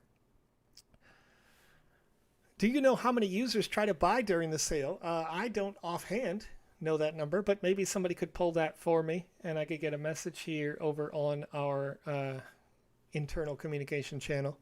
But I know that we have dozens, I'm sorry, that's not accurate, hundreds of people to possibly thousands of different people who've tried to purchase in any given sale. And a good indicator of this is, as far as I can tell, if you take the number of seconds that something is going to, like if you started at 10,000, let's say 10,000 people, and then you start like dividing by, or like taking 10% off for every like second that goes by, I would say that's probably the most accurate way to guess if I'm just Joe guessing. CH says, how do I actually play the games? I tried but couldn't figure it out. Do I need to build something myself? Is there already a built world I can enter? Well, CH, right now we haven't yet launched the metaverse, which is just the purely play portion of this game network system infrastructure. So what we are doing here today during this land sale is selling these land NFTs that users can use, developers, people like you, can use these to make and publish these games into the metaverse that will soon be launching. In the meantime, if you go over to the Create section here on the left, you'll see right away, the Sandbox Game Maker, where you can craft your game, coding not required, okay? And using the Sandbox Game Maker, if you just want to play games, there's a section called Gallery, where you can see there will be various levels of testing that developers have put in, but all of the games that were titled Game Jam Glitch were made for the Game Jam that we're going to have an awards ceremony for in just 2 days. We're giving away 300,000 sand to the top 10, like 300,000 total sand to the top 10 winners of that competition. So you'll see game experiences in there that the developer was satisfied with enough to publish for this competition. Some of those being, I would say, complete experiences. Some of them still needed some work, but were great experiences. Certainly will be very well worthy of being put into the metaverse in the future. But if you want to play games, check it out that way. Leo Jolik says, do we need to reboot the router and clear the browser cache? You might have wanted to do that, but given that there's just 20 minutes or so left, I don't really recommend that you do that at this stage. Because if you were to have done that, you would have increased your optimization. But some routers, some modems take too long to restart in order for that to be a viable or wise decision at this stage. You're probably most likely to get yourself a LAN today. At this point, if you just hold out, maybe next week, make a change on that.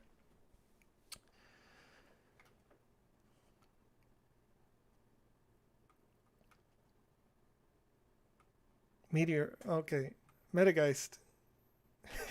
Metageist, trying to see, excuse me, each one of your questions, but I'm just going on them as they go through the chat. My chat scrolls up, and it's not just youtube.com. I've got Twitch, I've got Twitter, I've got all sorts of different services that come through in the chat here. So it says, while playing, can you hop into any adjacent land parcels? So as long as you can get to the edge of the map, as soon as you get to the edge of the map on any given square, you're going to get a pop-up prompt that gives you up to 5 seconds to decide. You'll either teleport to the adjacent if you just leave it and let it go, or you will you could hit cancel and stay where you are inside your land experience.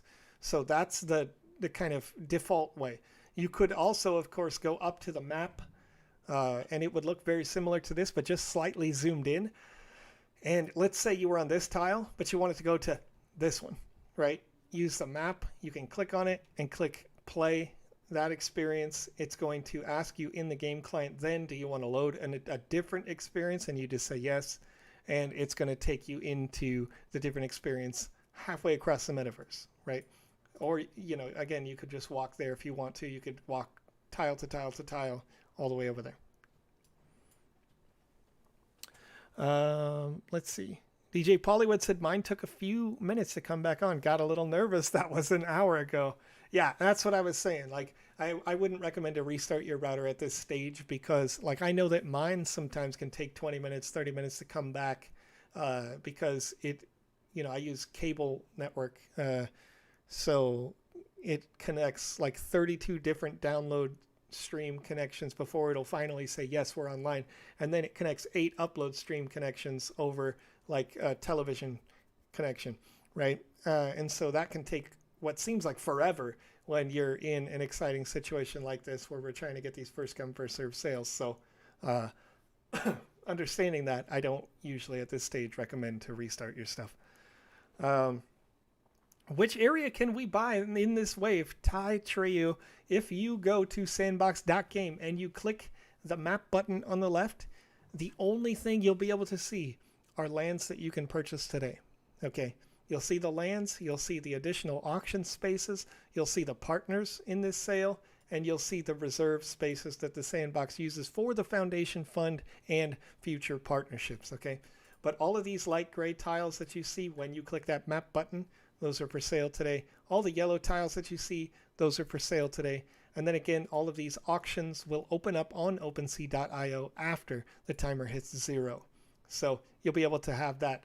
I'm going to get a little drink here, and then we're going to go over the last time, very likely before the sale starts, the steps that you should take to make sure that you can purchase the land here today.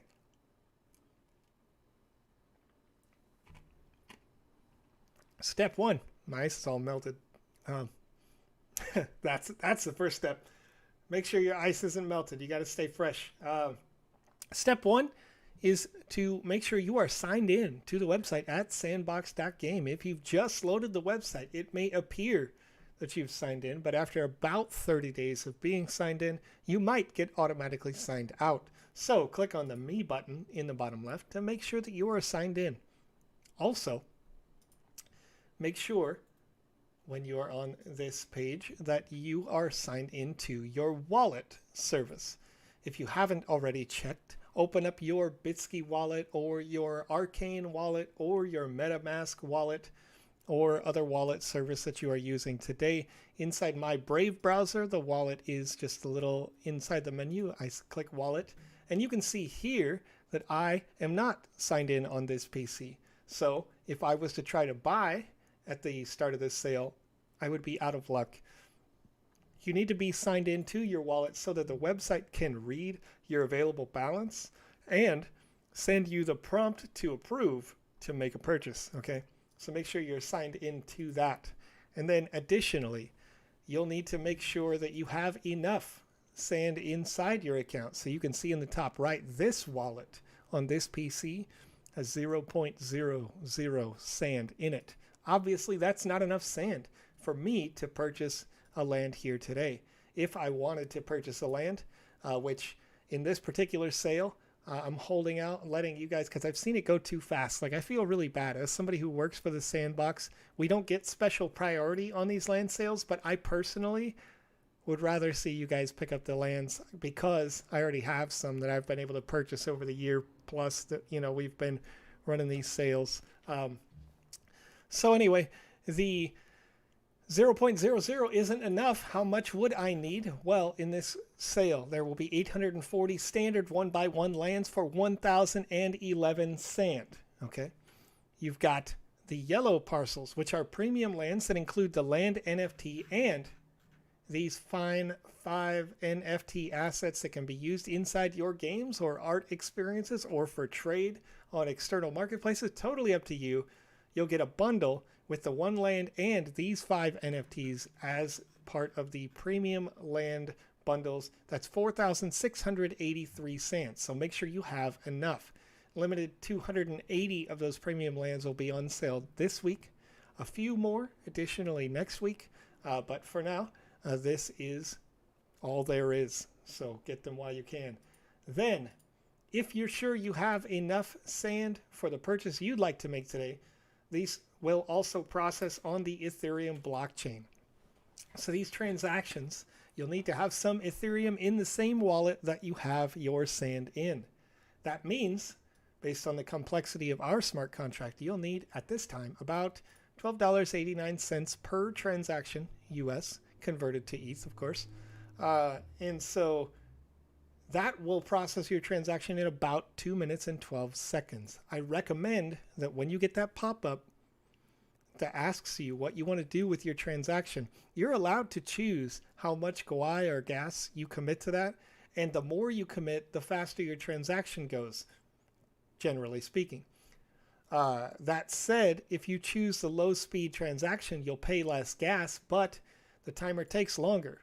So when you book this purchase order, you'll have up to an hour to finalize that. To have the transaction finalized on the Ethereum blockchain, that will need to happen within the hour. So I don't recommend, for me personally, you can, of course you can do whatever you like, but I personally don't recommend to use the low speed transaction just in case a bunch of transactions are happening at the high rate or the average rate, because those can push off the likelihood that your low speed transaction gets into a block and makes those low speed transactions take longer to process.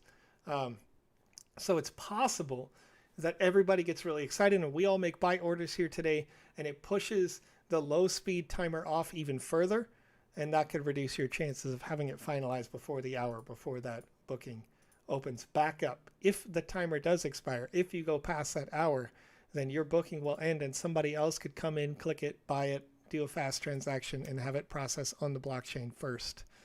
And of course that would mean that your transaction would potentially fail. So let's see here. Adrian says, how do you get sand? Can you buy it via ETH? You can. If you go to coingecko.com and use the search function and type sand, okay, you'll find the sand token is there. Here, you can click markets and you can see the dozens of different ways that you can purchase sand. So if you need sand in your wallet, just keep in mind that if you purchase sand with these options, you'll need to send it to the wallet that you have in the Me section. And you'll need to be sure that that's the same wallet address as your browse, whichever wallet app you use, because you can only make the purchase as long as that wallet app is on the computer that you're, like this number and your wallet app have to have the same address. It's got to be on the computer that you're using at the time. Otherwise, your transactions can't process, because we're not keeping your money inside of the website. The money that your sand, your ETH is always in your wallet. Okay. So hopefully that's pretty clear there. You can buy it using ETH. If you wanted to buy it relatively quickly, you could process a Uniswap transaction. All you have to do is click on that text. Excuse me. It is 5:50 a.m. for me in my local time here in the west coast of the US. But you click Sand ETH, it opens a Uniswap interface, and you could choose ETH. And then it'll read it from your wallet if you had connected it. It'll tell you how much sand you would get in return. If you want 1011, you can just type here in sand 1011, and then it's going to convert it automatically, and you can transfer it for a fee on the ETH blockchain. That's like the super fast way if you process a high gas fee that way. But there would be, it's up to you. However you like to do it. Whichever market you prefer. You might prefer Binance. You might prefer to use the Korean won via Upbit. Totally up to you. You could get a BTC transaction, ETH transactions, BNB, all sorts of them. Oop, I'm going to reopen that. All right. So if you're signed in and you've got your sand and you've got your ETH, and you're signed into your wallet, you should be good to go. There's about 8 minutes and 50 seconds left in this sale, or before the sale starts, rather. So I'm excited. I'm ready to go. What do you guys plan on doing with your land? Let me know in the comments section down here what you plan to build on your land as we wait for this timer to get closer to the launch. And then, of course, if you have questions about the sandbox, leave them in the comments, and I will start addressing those now as we get down here in the last couple of minutes. DJ Pollywood says, I'm giving a land to my nephew. He loves Minecraft and doesn't even know about the sandbox. It's interesting, given that we have that voxel style, we do get compared with Minecraft a lot, but I would almost say that we're closer to like the way that a Roblox operates, or if you look at the wider entire ecosystem, I like to think of our company as more like Epic Games, with regards to the idea that we have this, the game maker software is kind of like Unreal Engine, right?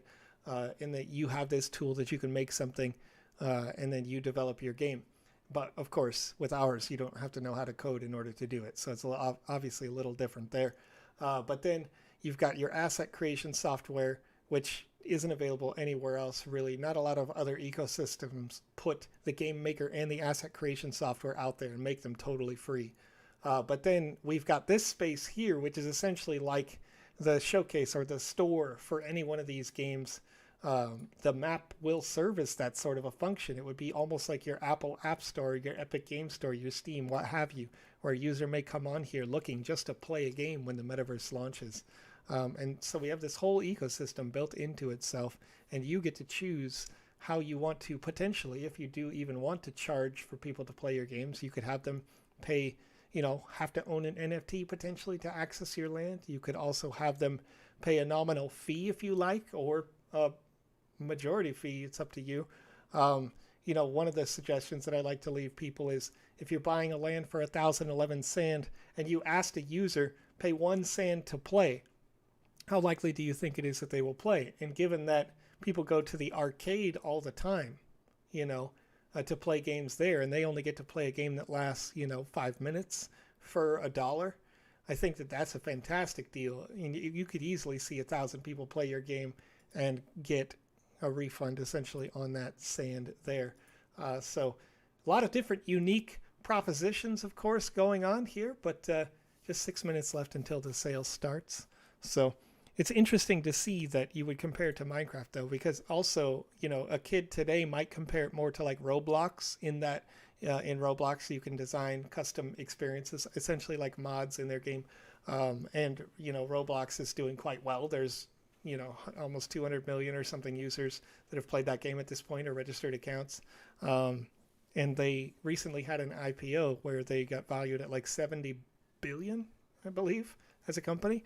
So that's pretty good. That's pretty good. And it's good to be in kind with companies like that, because there's a great future coming up. And with crypto, I can't imagine the ceiling. You know what I mean? Like, once people realize that you could create an asset that you can sell, or like my daughter, she's 11, and she was purchasing, or yeah, she was playing Roblox and wanted to purchase their currency, right? And I told her about the Sandbox, where imagine if you bought that cosmetic, maybe you bought a little puppy or something, whatever it may be, a sword in the Sandbox. If you buy a sword, it's an NFT, right? So you don't just buy it, you're not stuck with it. If you decide you don't want it in a year, 10 years, what have you, you can resell that sword because it is a non-fungible token, right? And so I told her that, and I said, okay, imagine if you could earn your premium currency, you can earn sand, and then you can turn that into dollars, so you could go across the street and buy a snack at a store, right?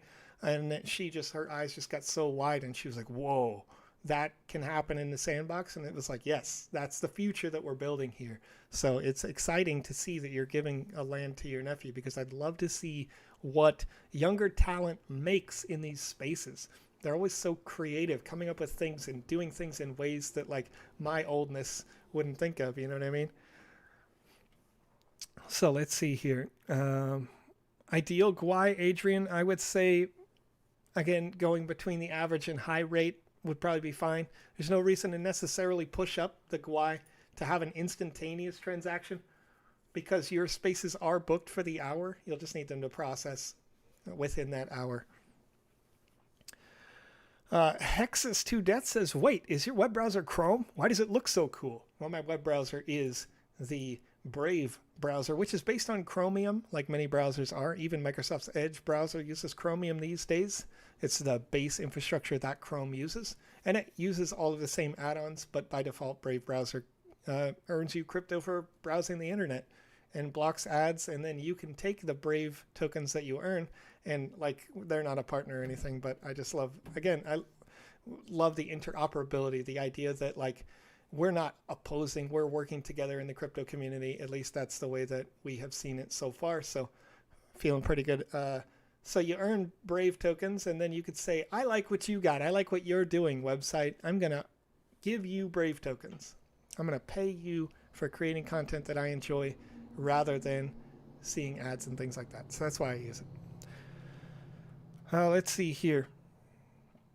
Can you stake sand with your land? Alex, in the future, you will be able to stake sand on your land, yes. But that will take layer 2 integration, and that's one of the subsystems that we're working on. For now, if you go to staking.TheSandboxGame, you will be asked to provide proof of liquidity in the ETH sand pool on Uniswap. If you have liquidity in there, you'll be given liquidity tokens. You can take those LP tokens and you can stake them in that page, and you can earn part of the 1.5 million sand that we give out each and every month on the staking page. Will 2D NFTs display be available from GoLive? Metageist, right now you can display 2D JPEG images from OpenSea.io as NFTs inside your game maker software. So if you were checking that out, you can add them from there. As long as you can see it on OpenSea.io, then you could pull that referral link, put it into the game, and people will be able to see not just the image, but they can also see who owns it currently, and they can see who originally created it for that NFT. So you can display things like your Bored Ape Yacht Club, your axes. You can display your art pieces that you picked up. Maybe I know that we've done some art pieces from the other Animoca Brands companies recently that are pretty cool. So if you have some of those, you could show them off, that kind of thing. But you can do that already, yes. Been here for the last 3 or so land sales and don't know your name. What is your name? Hi, my name is Joseph Matting, and you can see me here each and every week on Wednesdays, on Saturdays. I'm also the voice in Panda Pop's head on Mondays, as I help as the producer there. And, of course, I'm here for these land sales, for each and every one of the land sales. Just 40 seconds left, folks, so get ready, get excited. Just seconds away from the land sale opening. Steven says, I saw that 2.5% of sand transactions are reinvested into staking. What are staking funds? Well, I just mentioned the 1.5 million sand that we've given out each and every month for the last many months at staking.sandbox.game. That's where that comes from. That's where it goes.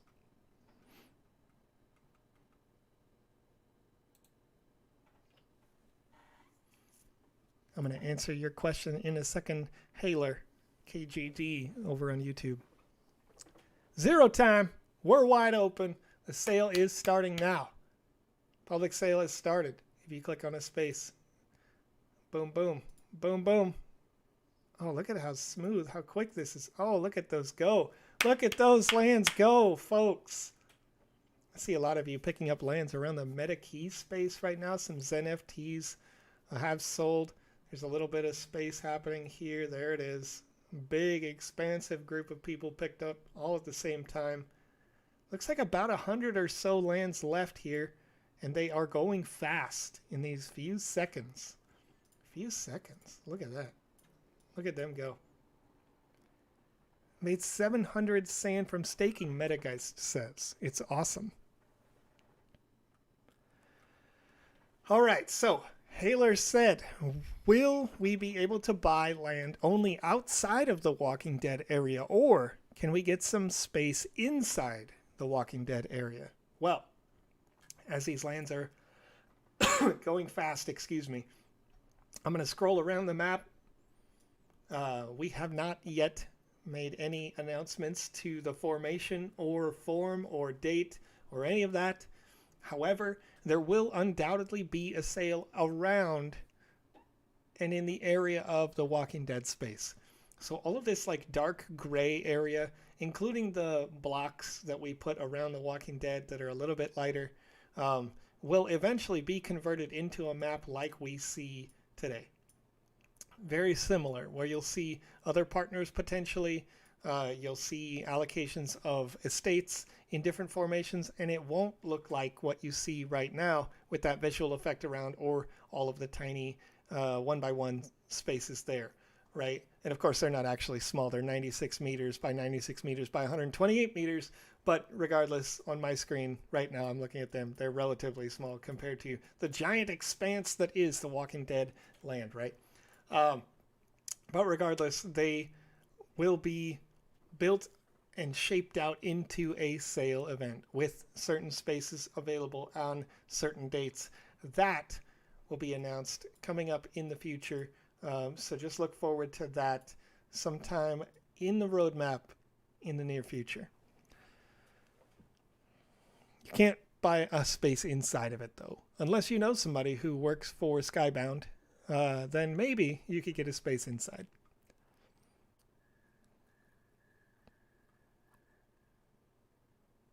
Why does it say your wallet is locked? Well, your wallet would be locked if you didn't log into your wallet before the sale started, or if you are not using the same computer/wallet that you had originally signed in with. So I can see some of these lands are already minting on the blockchain, so you all probably used a high-speed transaction with a fairly high GUI rate for it to instantly kind of transfer over into the green here now. So if you're clicking on some of these spaces, you can see a few of these premium lands are still available as we get a couple of minutes in here. But they are still going relatively quickly. We're only about 3.5 minutes into this sale here today. Mauricio said, this is always the most frustrating process. Well, Mauricio, I would say that if you are willing, head over to twitter.com when you're finished making any buy orders that you want to make. Send us a message on there at TheSandboxGame with the hashtag TSB that talks about what you think would be the most effective process if we were to implement a queue system. So we've been working on this, and I think I've mentioned it just a little bit earlier on quite a few times actually so far in this stream. But we want to know your feedback as users. If we're implementing a queue system, would you want to see it where users come in one at a time, 10 at a time, 100 at a time to potentially buy? Do you want to see limits on how many lands a one person could buy? Should there be just one land, 2 lands, 3 lands, 5, right? So give us your feedback on what you think a good queue system looks like, because we want to implement it, and hopefully it'll be done before the next week. So those comments will be critical to come in today to help get feedback to our development team as soon as possible.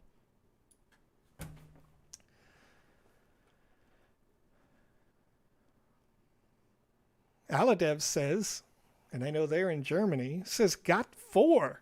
The server performance was never so good. Hope everyone here had also the same luck.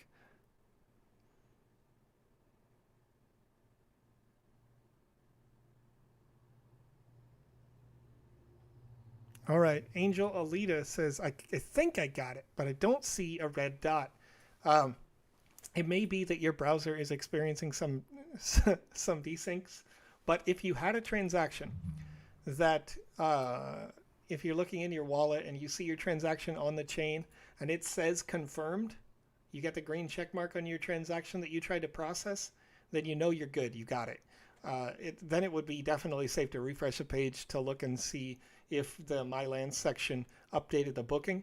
But otherwise, I would say, the only thing, genuinely, like me to you, the only thing that's real is what happens on the blockchain, right? Everything else can be a series of different potential errors.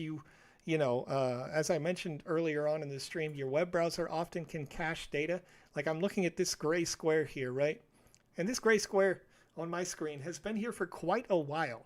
It is so unlikely that somebody else did not see this. If I click on it, boom, you can see that this was booked by, and in fact purchased by, verified on chain. But my web browser has taken cache data, temporary data, and thought to itself that it knows best what this actually looks like. That's sold, that's gone, right? It's verified on chain. If I click on this yellow tile, this one in particular, I could actually buy, right? This one in particular, it loads, I could actually buy it. But that one right there just it turned purple, but is actually available. Looks like somebody may have canceled their transaction there. And this is because I didn't go through all the steps that I mentioned at the top of the show. For myself, I didn't do this because I want to be able to, in these moments, show you exactly what these kind of reasons. This is the reason why you usually clear your cache data in your browser.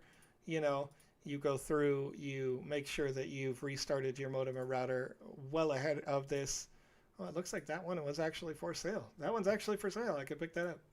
I mean, I couldn't because I don't have, sand in this wallet, because this computer has all the errors that I bring up throughout this stream. So if you're having trouble right now, or you had a less than desirable experience, but you weren't with me earlier on in this stream, just keep in mind that I'll be streaming next week starting 2 hours before the land sale starts. And I'm going to go over all of the tips and tricks to help you optimize your experience to give you the best possible chance to pick up some land. If the queue system is in place before then, which we believe that it will be done, then we'll talk about what that means and what your experience may look like. And then we'll see where everybody gets placed in that queue.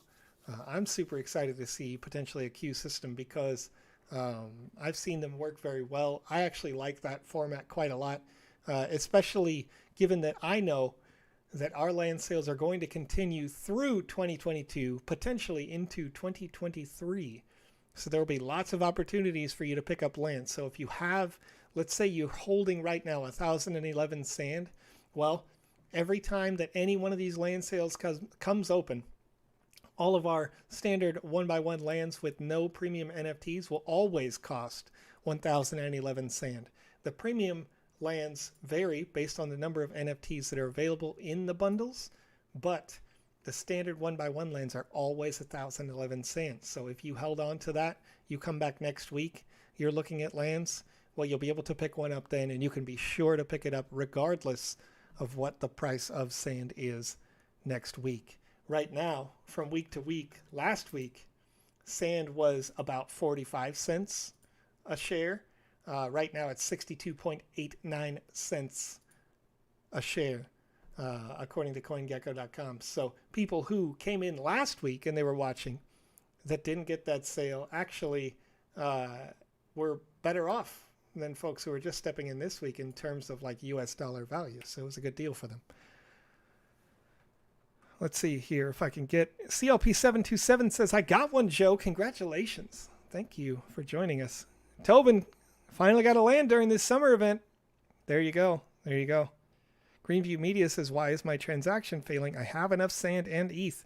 Your transaction could fail if somebody else was able to click it in the same second you were, Greenview.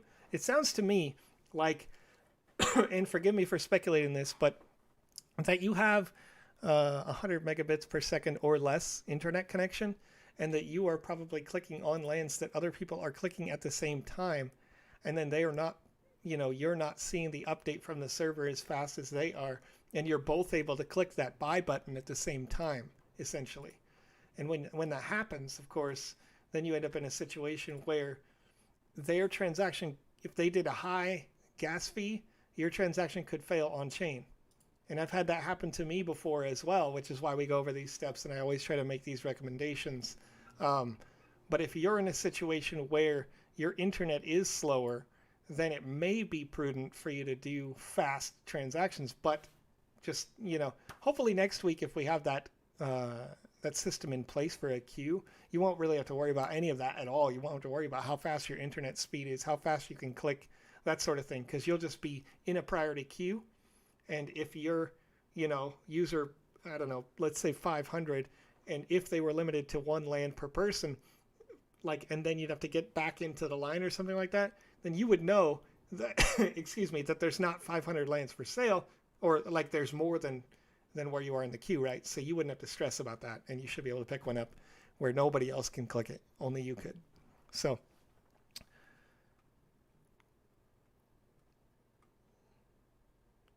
Crevasse says, I lost $100 gas fee and didn't get any land. But Angel Alita says, I did do it. I've been trying for the last 5 sales and got it. Crevasse, I apologize for that. I've been in that same situation. I literally have clicked these lands. They're only getting kind of more and more intense. And I think that's to the point of, as I just mentioned with Greenview, this is another one of those situations where in order for you to have the best possible experience, give that feedback. I would say again over on Twitter, let us know what you think would be the best possible system for a queue system, because we are working on that. We want to get that done, and that'll help avoid these situations where you lose these gas fees, right? Because there's no chance now that nobody else can click it at the same time as you did. Because I've had that happen to me as well, and it's unfortunate, but it's kind of the nature of the blockchain that whomever's transaction processes first verifies first, and we try to avoid it by having this booking system. But when it comes to having that, I have gig service. If I had a gig connection and you had a 100 meg connection, we could click it at the same time, but you might not know that I've clicked it and booked in that quarter of a second, because those individual 1x1s are very high demand, high intensity kind of sales, right? So that's kind of we're going to avoid that, is what I'm trying to say, right? By having a queue system, we're going to avoid those pitfalls now. So just look forward to that. That should be done before the end of next week. And again, apologize for this week, but look forward to seeing you in the future for sure. And again, your sand is not, your sand will always be worth the same, right? 1,011 sand will be what it takes to get a land next week. So just hold on to that and you should be good to go.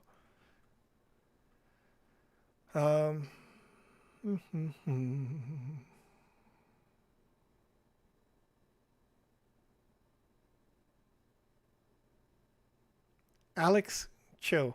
Yes. Okay. Alex Cho says, transaction rejected. Please check your wallet. I have sand and ETH when I check my profile. Do I have to have sand and ETH in my profile page and also in my wallet? Alex, yes. So I mentioned this much earlier on in the stream, like before the timer hit 0, of course, um, that when you click the Me button down here in the bottom left, you can see the wallet address right here. That needs to match up with the wallet that you have in the PC that you're running. Okay. And this happens because when you're going to make a buy order, if I was to click on this premium land right now and I click buy, I'm going to get this pop-up, right? And the pop-up that just came in here, obviously I would have need to be signed in here, but this wallet needs to match with the wallet that is associated with my account. Otherwise, there could be a variety of errors that'll just make it not work, right? And I tried to process a transaction last week, maybe the week before, to show you what that looks like. And after about a minute, your booking will expire because the website can't send the request to your wallet because it's the wrong one, right? So your balance may show good in the top right on here if your wallet is the same one or whatever from your other PC potentially, or your other wallet app. So you'll need to make sure that the wallet app that you have associated with this number is the one that you have on your screen, or in your in this PC that you're trying to use right now.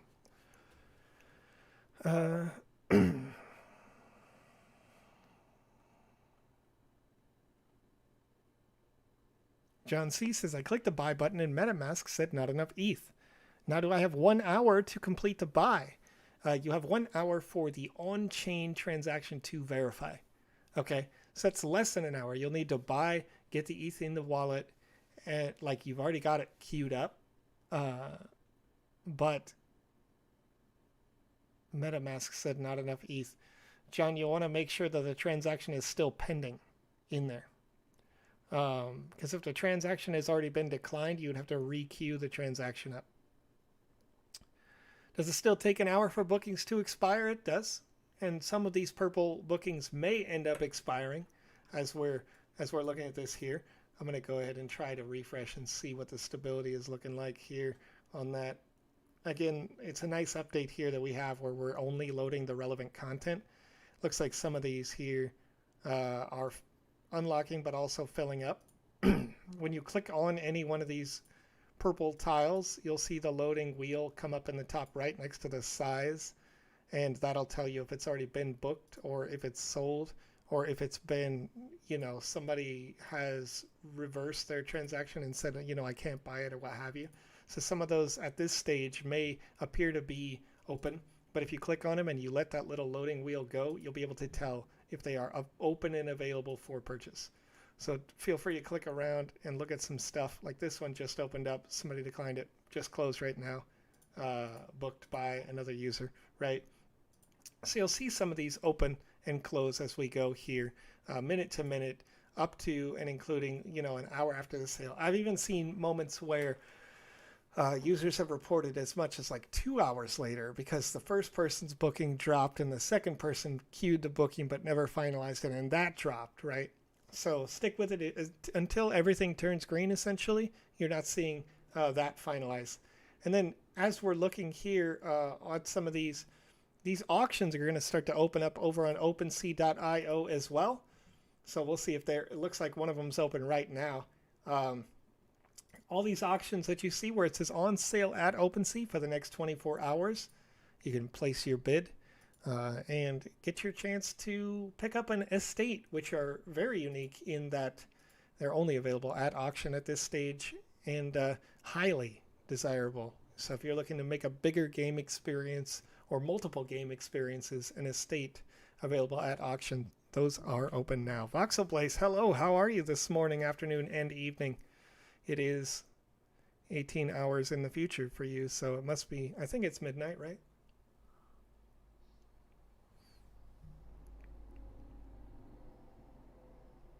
Yes, John C., as I mentioned, if your transaction got declined, then you would have to click on it and re-queue the transaction, because if in your wallet you were clicking the I accept process, then when it declines, it sends a message back to our server saying that you declined the transaction and unlocks the booking. So it wouldn't be booked. It's only booked long enough for you to be able to go and click and process that transaction. So in order to avoid that situation from happening in the future, what you'll want to do is use this etherscan.io gas tracker to see roughly how much ETH you need in your account. The complexity of our transactions are about the same as a Uniswap swap. So you can see here, and I've talked about this quite a few different times in the 2 hours leading up to the sale here. So feel free to join me next week here on this stream if you want to go over these tips and tricks to help increase your chances of picking up lands. But the Uniswap swap right here, it shows an average transaction is about $16.71 US. That gets converted into ETH, of course. So you'll need ETH in the same wallet that you have the sand. And then you'll also need to have enough sand, of course, in there.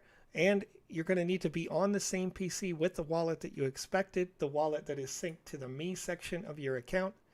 And all of these things, when I'm doing this stream, I'm showing it to you on a second PC where I've done everything wrong. So I can give you live examples of how each one of these things breaks and how it doesn't work accurately if that is the case. So just rest assured that this time next week as well, we intend to have a queue system in place. So you'll be able to, rather than be in kind of a rush along with other users, you'll be able to say, I'm user number 100 out of 5,000 or what have you. And you'll know for sure if you'll have an opportunity to buy, and you'll have an even easier window. More of a selection process. And the details of that, of course, we are still actively developing that tool. So you can give your feedback for what you think is the best queue system by messaging us on Twitter at TheSandboxGame with the hashtag TSB. And we will take your feedback and make it the best possible experience based on the community, because we are listening to you each and every week to make this as good as possible for you. Only had $14 of ETH, and that's what I'm talking about. Unfortunately, if I refresh this right now, this page, we're probably on the radar somewhere here. It looks like the Sandbox token is number 7. We've generated over $30,000 worth of total gas fees in the last 3 hours on these sales.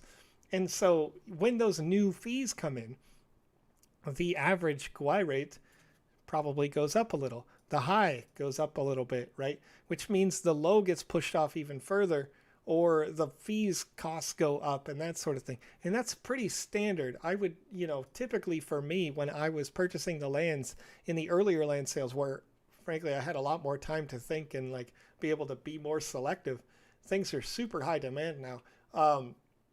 I would like to hold double, usually, the amount of ETH that it might need to process a transaction, just in case everything went super crazy and the gas fee for some reason doubled.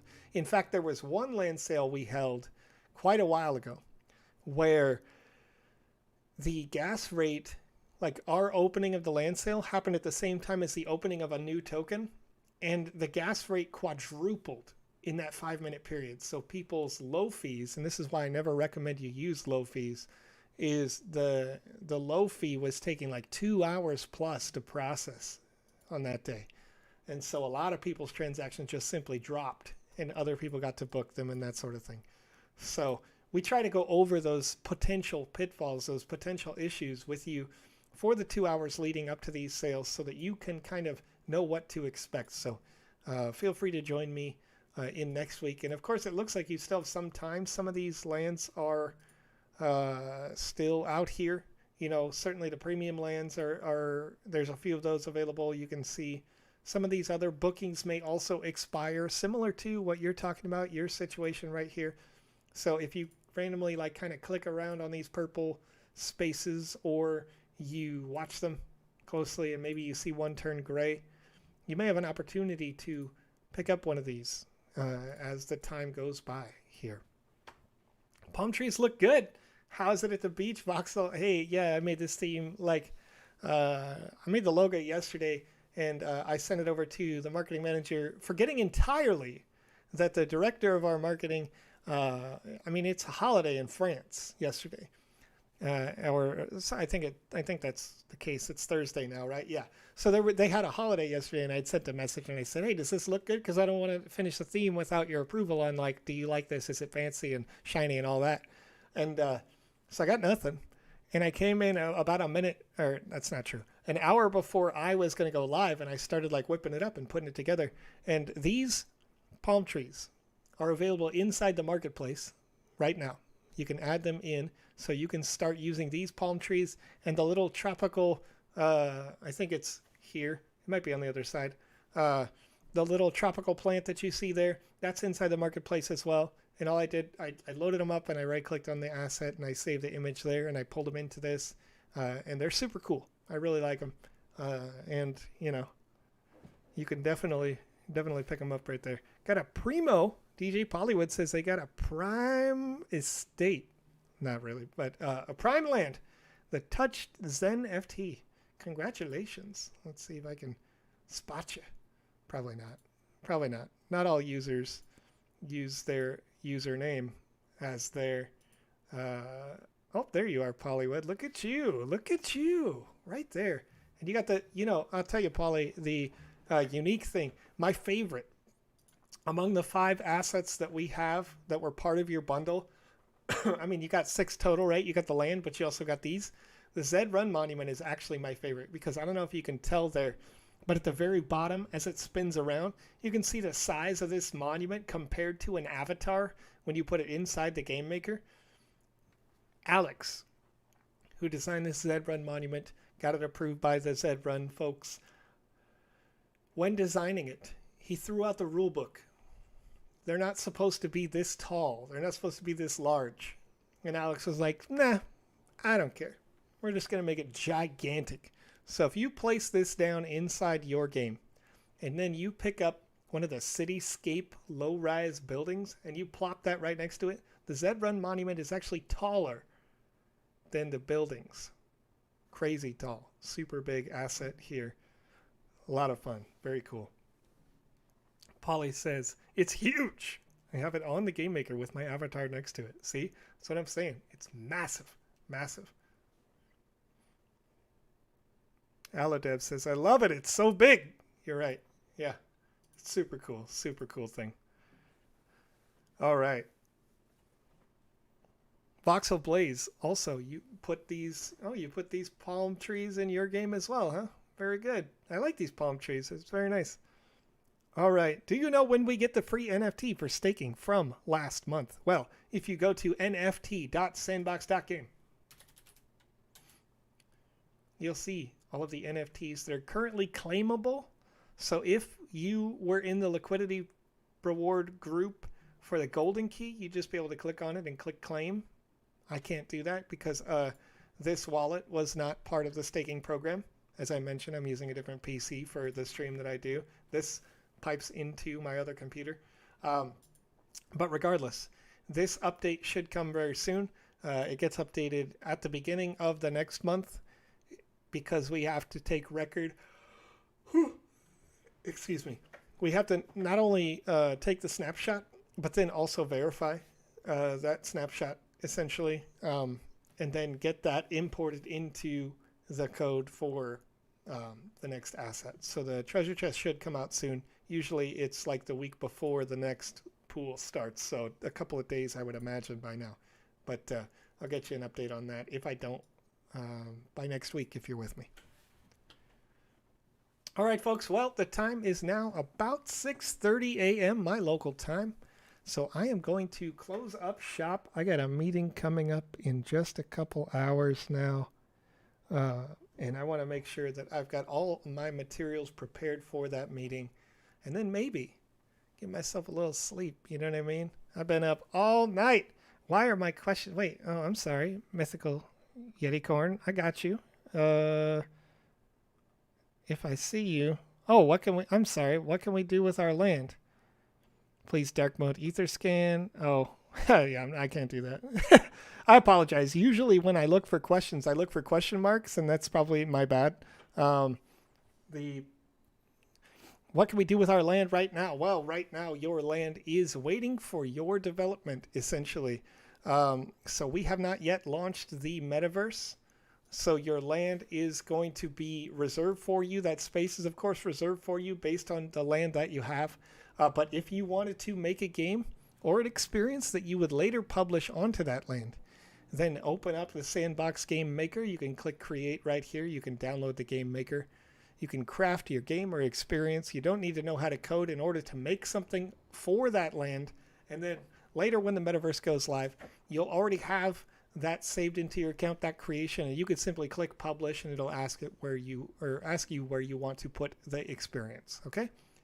So aside from that, though, at this time, these are pre-purchase lands essentially, getting ready for the metaverse launch. So we have quite a lot coming up ahead. Currently, the Game Maker in version 0.6.5 means that we are still actively developing and building out this world, these experiences, and that sort of thing. And so very happy to see you here ahead of the proper full launch of the metaverse, but can't wait to see what you make. And if you'd like some feedback on the games or experiences that you make, we do a per request play your games or experiences on Wednesdays on live streams like this one at 2100 UTC. We teach new skills on 1800 UTC on Saturdays and teach you how to use a Vox Edit asset creation tool on Mondays at 1800 UTC. So, if you'd like the Discord channel, I will get that to you. Give me just 1 second here. Apologize for all the coughs, folks. After 2 hours of consistent chatter, you can definitely get a little hoarse. I'm not drinking enough water here today, looks like. There you go. I got your Discord link out to you, the Mythical Yeti Corn, and I can get that !Discord command put into Nightbot properly within the week. We did just add Nightbot as a service to our chat channel. And typically, when we live stream, we have 2 people together, so I can provide links while another user is chatting or vice versa. So I'll see you all next week on Thursday. Of course, we've got a Saturday stream coming up. Please join us for the awards ceremony for the Game Jam number 4, where we're giving away 300,000 sand tokens and 10 land NFTs to the 10 best games submitted for our Game Jam. That'll be this Saturday, and then we're coming up again on Monday and Wednesday as well. So I'll see you on Thursday if you're not here for any of those, but I sure hope to see you then. Have a great